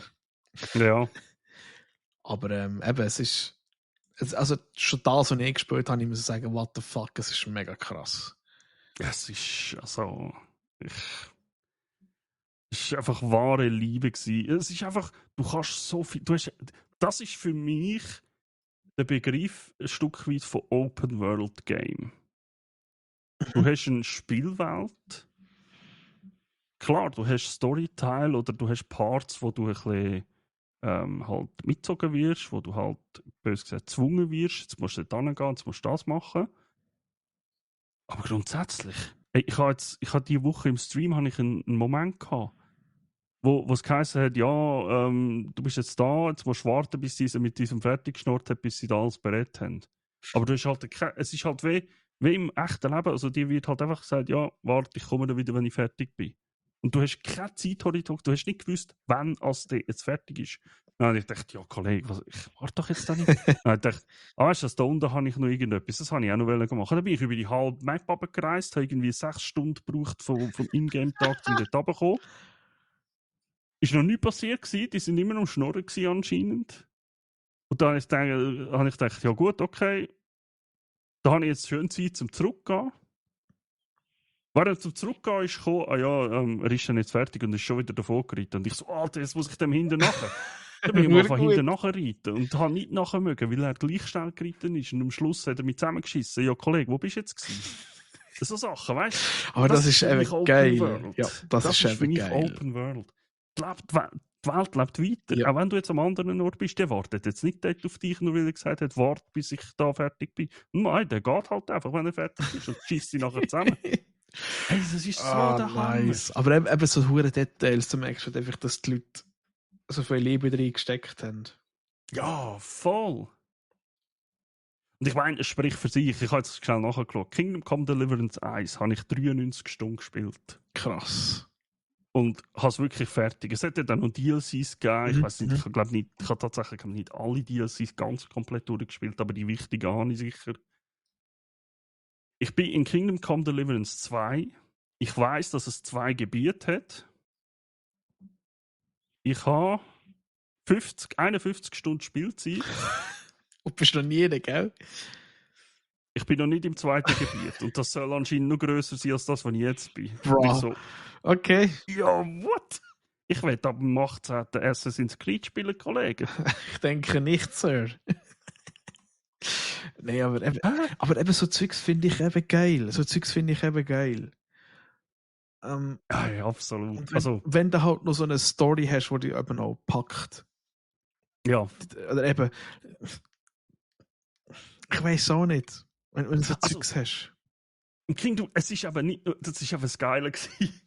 Ich habe so viel gemacht in dem Game, dass ich mich schlussendlich, als ich wieder die Story weitermachen wollte, du bist bin ich dort. Nein, das ist das andere. Aber ich bin dort hin. Ich weiss es, ich habe das sogar im Stream gemacht. Ich bin dort hin. Und dann habe ich wieder gemerkt, eigentlich haben wir ja mal auf eine Hochzeit wollen. Eigentlich haben wir das alles nur gemacht, um auf eine Hochzeit zu kommen. Ja, stimmt. Da war ja was. Aber also solche Erfahrungen habe ich eben im Red Dead Redemption gemacht. Eben die Welt geht weiter. Weil dort hast du auch einen Ort, wo sie ein Haus bauen. Und wenn du irgendwie so 2 Tage später wieder zurückkommst, haben sie schon mehr gebaut von diesem Haus. Es ist zwar nicht so krass wie bei dir jetzt, aber du hast wirklich eine lebendige Welt, wo wirklich etwas passiert. Ja. Das ist eben Red geil. Dead ist dort auch ein gutes Beispiel voll. Ja. Gut, das ist immer noch mein Herzengame. Das hat mich gebrochen. Das ist ein absolutes Meisterwerk, finde ich auch. Ja. Vor allem, ich finde es geil, jeder, der den Abschluss spielt, jeder fühlt sich genau gleich. Da muss ich ganz offen zugeben, ich habe es nie fertig gespielt. Mach's nicht, du bist einfach Doch, nein. Ich weiß, aber ich werde es irgendwann mal noch fertig. Ich werde es mal von A bis Z sicher noch spielen. Vielleicht einfach für mich, aber ich will es noch mal. Also for real, komplett fertig habe ich es nicht gespielt. Ich habe es nur bis zum einen Punkt gespielt und ich musste sagen, hey, für mich ist jetzt die Geschichte jetzt durch. Ich will nicht, weiss nicht, ob du den Schluss weißt. Also ich weiss, dass es noch eine sehr emotionale Szene gibt am Schluss. Aber ich weiss jetzt nicht, ob das der Schluss ist oder nicht. Keine Ahnung. Das ist eben nicht der Schluss. Okay, gut. Und du machst dann eigentlich wie der Vorreiter zum Eis. Ah, okay. Ja. Und dann spielst du eine andere Figur und ich hasse das. Ja. Darum, ich habe mir einfach gesagt, schau, Red Dead Redemption 2 ist für mich fertig, wenn ich nicht mehr die Figur spiele. Das ist mein Entscheid. Verstehe ich. Ja, abschließend Kingdom Come Deliverance, wenn er so Games mit guter Story gerne spielt, wo er aber auch halt wirklich die Freiheit hat und vor allem auch die Freiheit zu machen, was er will und zu spielen, wenn er es will, ihr könnt voll der edle Ritter sein, der allen hilft und immer der Lieb ist. Oder ihr könnt auch mal ihr könnt auch voll der böse Henry spielen und sagen, ich raube einfach alle aus, killen alle hinterrücks und so. Heißt er nicht Heinrich? Ja, manchmal heisst er Henry. Darum. Ich finde Heinrich find ich besser. Ja, auf Deutsch. Ich finde die YouTube-Video immer so geil, wenn sie Deutsch reden. Also wenn es Englisch hörst und sie reden dann auf Deutsch. Ey, ich komme auch schon reinkrämpfen. Das ist so gut.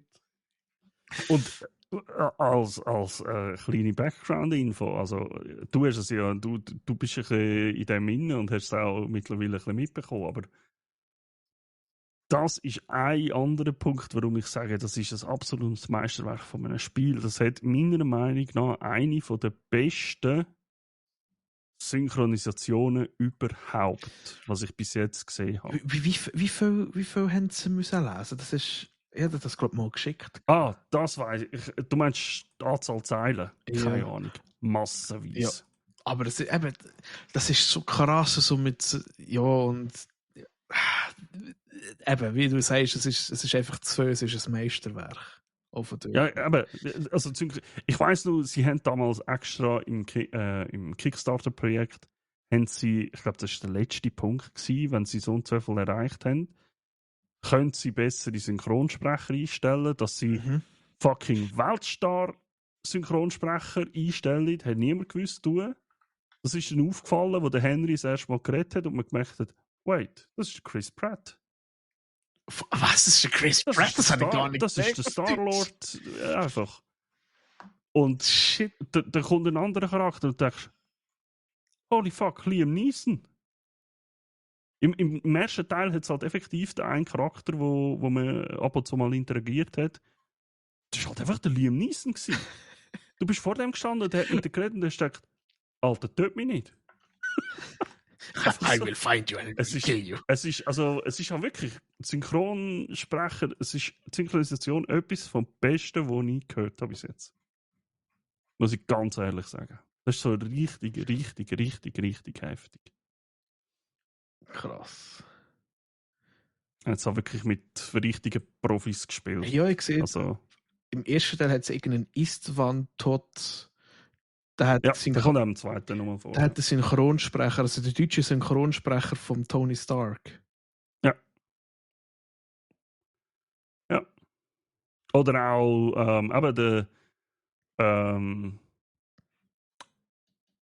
wie heißt der jetzt schon wieder? Aber der von der Chris Pratt oder auch ein Liam Hemsworth, Kevin Hart und so synchronisiert hat, hat Synchrongesprächer. Der den Liam Neeson gemacht hat, oder ein George Clooney, der hat mitgemacht.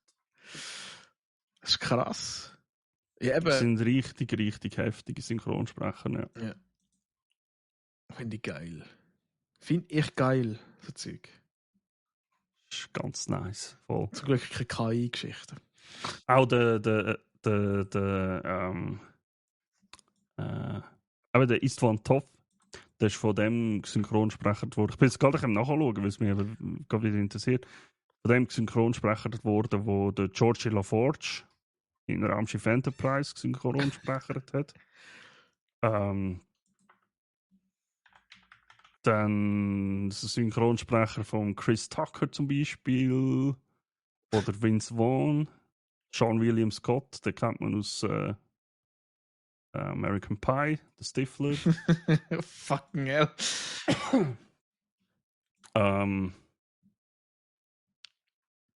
Was haben wir noch? Tom McKay, aber das ist aber die Figur. Aber der Tom McKay, das ist ja die Hauptfigur, das ist auch der Heinrich spielt. Ja. Der sieht wirklich so aus, weißt du? weißt genau, der schaut und siehst genau, das ist der Dude. Das ist aber so geil gewesen, mit dem haben sie damals Promo gemacht. Ich weiss nicht, die Vorstellung oder der Trailer damals, dass sie Kingdom Come 2 machen, war, dass, ich glaube, er oder der Hans, also der Schauspieler von Hans Capon, wo auch genau aussieht wie der Hans Capon, halt mit einem Rossi Kille reinzulaufen oder zu der Kille zu reiten kommen. Und so, weißt du? Der Luke Dale heisst der. By the way, an dem ist es einfach eine wahre Freude, zuzuschauen, wenn er das manchmal streamt. Oder so Ausschnitte davon. Er streamt das Game und hat dann sitzt er manchmal dort, manchmal hure emotional, weil er sich halt gerade an die Szene erinnert, wie sie das aufgenommen haben und so. Und dann macht jetzt manchmal so Clips, wo sie zeigen, er spielt den Teil und über dem Clip ist ein Clip, eine Behind-the-Scenes-Aufnahme, weil du siehst, wie er in einem Motion-Cap-Anzug jetzt genau das macht. Das ist Wo er geil. dort steht und die Hände verrührt und so. Und, ja, so Ich liebe so geil. Scheiß. Ich liebe so geil. Scheiß. Das ist der Hammer im Fall. Einfach wirklich gut. Und da siehst du auch, was für Liebe sie da rein und die leben das wirklich. Mhm. Also, die zwei Schauspieler, die sind voll in dem inne, die feiern das richtig. Mega gut. Und das merkst du an dem Spiel einfach an, die Liebe zum Detail. Und auch, jetzt geht's, ich bin voll im Fluss rein, sorry. Also nur so zur Info, der Plätsch kommt wirklich auf seine Kosten, wir sind bei 2 Minuten 40. Du hast vorher gesagt, wir haben 2,5 Stunden. Ja, voll, ja. Der Shane hat mir gestern Mittag ein Bild geschickt von einem, ich schicke das auch mal schnell weiter.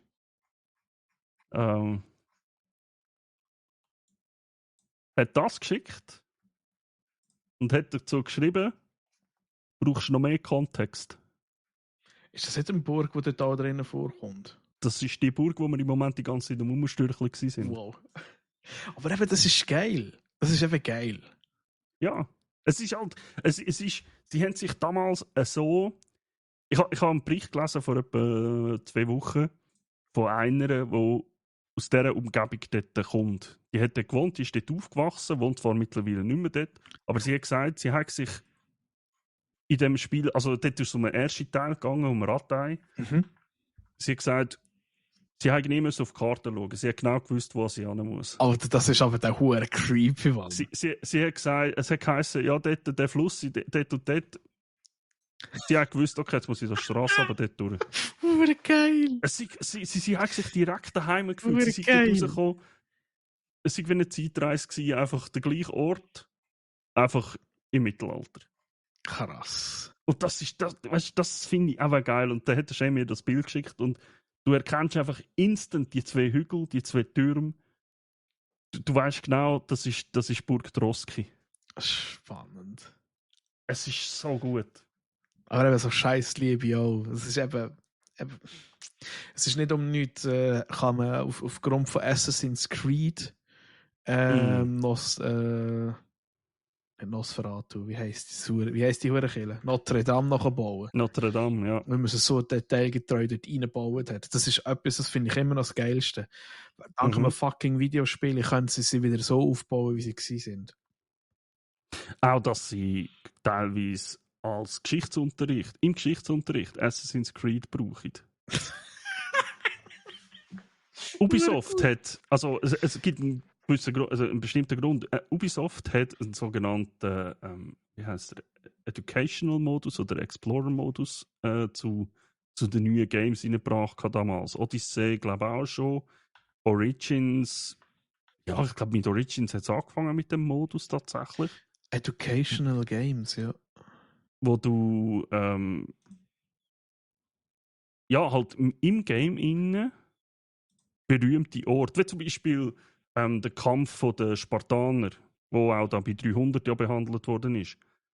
Es gibt ein ganz berühmtes Meme im Internet, wo einer ein Foto gemacht hat von seinem Geschichtsunterricht, wo der Lehrer halt anhand vom Game in dem speziellen Modus inne, wo auch erklärt worden ist, wie das also ist Geschichte erzählt worden von dieser Schlacht, wie das abgelaufen ist ungefähr, wo es halt im Spiel so dargestellt wird. Krass. Wo Ubisoft extra so sich Zeit genommen hat und gesagt hat, hey, wir machen jetzt noch den Modus, wo die Leute auch etwas lernen können daraus, was da passiert ist. Aber das ist eben geil, so Zeug. Ja, voll. Ja, und da kommen wir eben zum nächsten Assassin's Creed. Ich frage, ich habe jetzt gerade, also, ja, ich glaube, das darf ich sagen, das Mail von Ubisoft ist gekommen. Ich freue mich sehr wahrscheinlich 2 Tage vorher dürfen zu starten, nicht erst am 20., sondern schon am Dienstag. Aber das ist viel weniger Zeit für Kingdom Come Deliverance. Ja, ich weiss.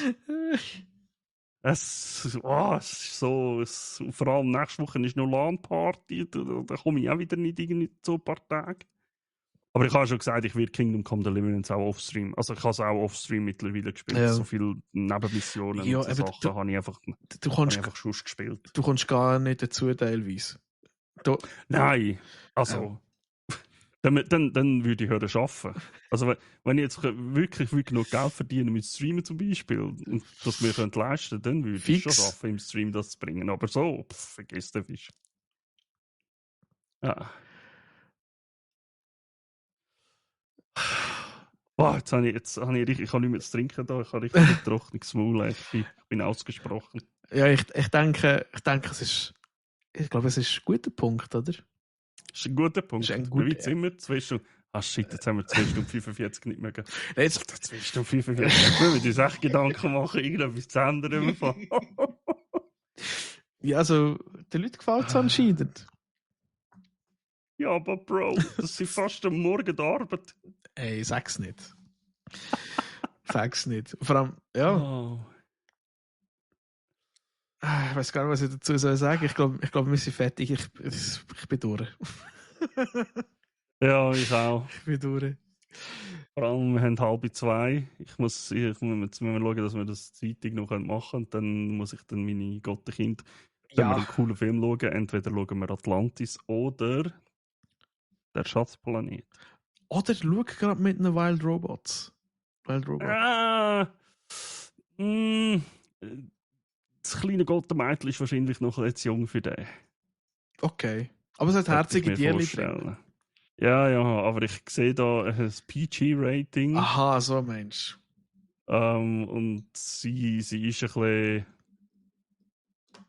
auf der dünnen Linie gebaut, sage ich jetzt mal noch ein bisschen. Also. Ja, Bro, dann gehst du nachher mit Atlantis schauen, wo sie irgendwelche riesen Skorpionenviecher angegriffen werden. Darum schauen wir wahrscheinlich eher zuerst den Schatzplanet, der ist kinderfreundlicher. Wo bitte? Du hast eine riesen Spinne, die Leute umbringen oder so. Ich habe gesagt, kinderfreundlicher. Das Rating von Schatzplanet ist kinderfreundlicher als das von Atlantis tatsächlich. Ja, okay. Das ist der Punkt. Alles klar. Aber ja. Ja, dann, hey Leute, gut. Dann möchte ich mal den Leuten Danke sagen, die bis dahin zugelassen haben. Das heutige Codewort ist Kingdom Come Deliverance. Ich hätte jetzt gesagt Bob Moraine, aber das ist auch okay. Hey, also dann haben wir Bob Moraine. Bob Moraine okay, ist Bob Moraine.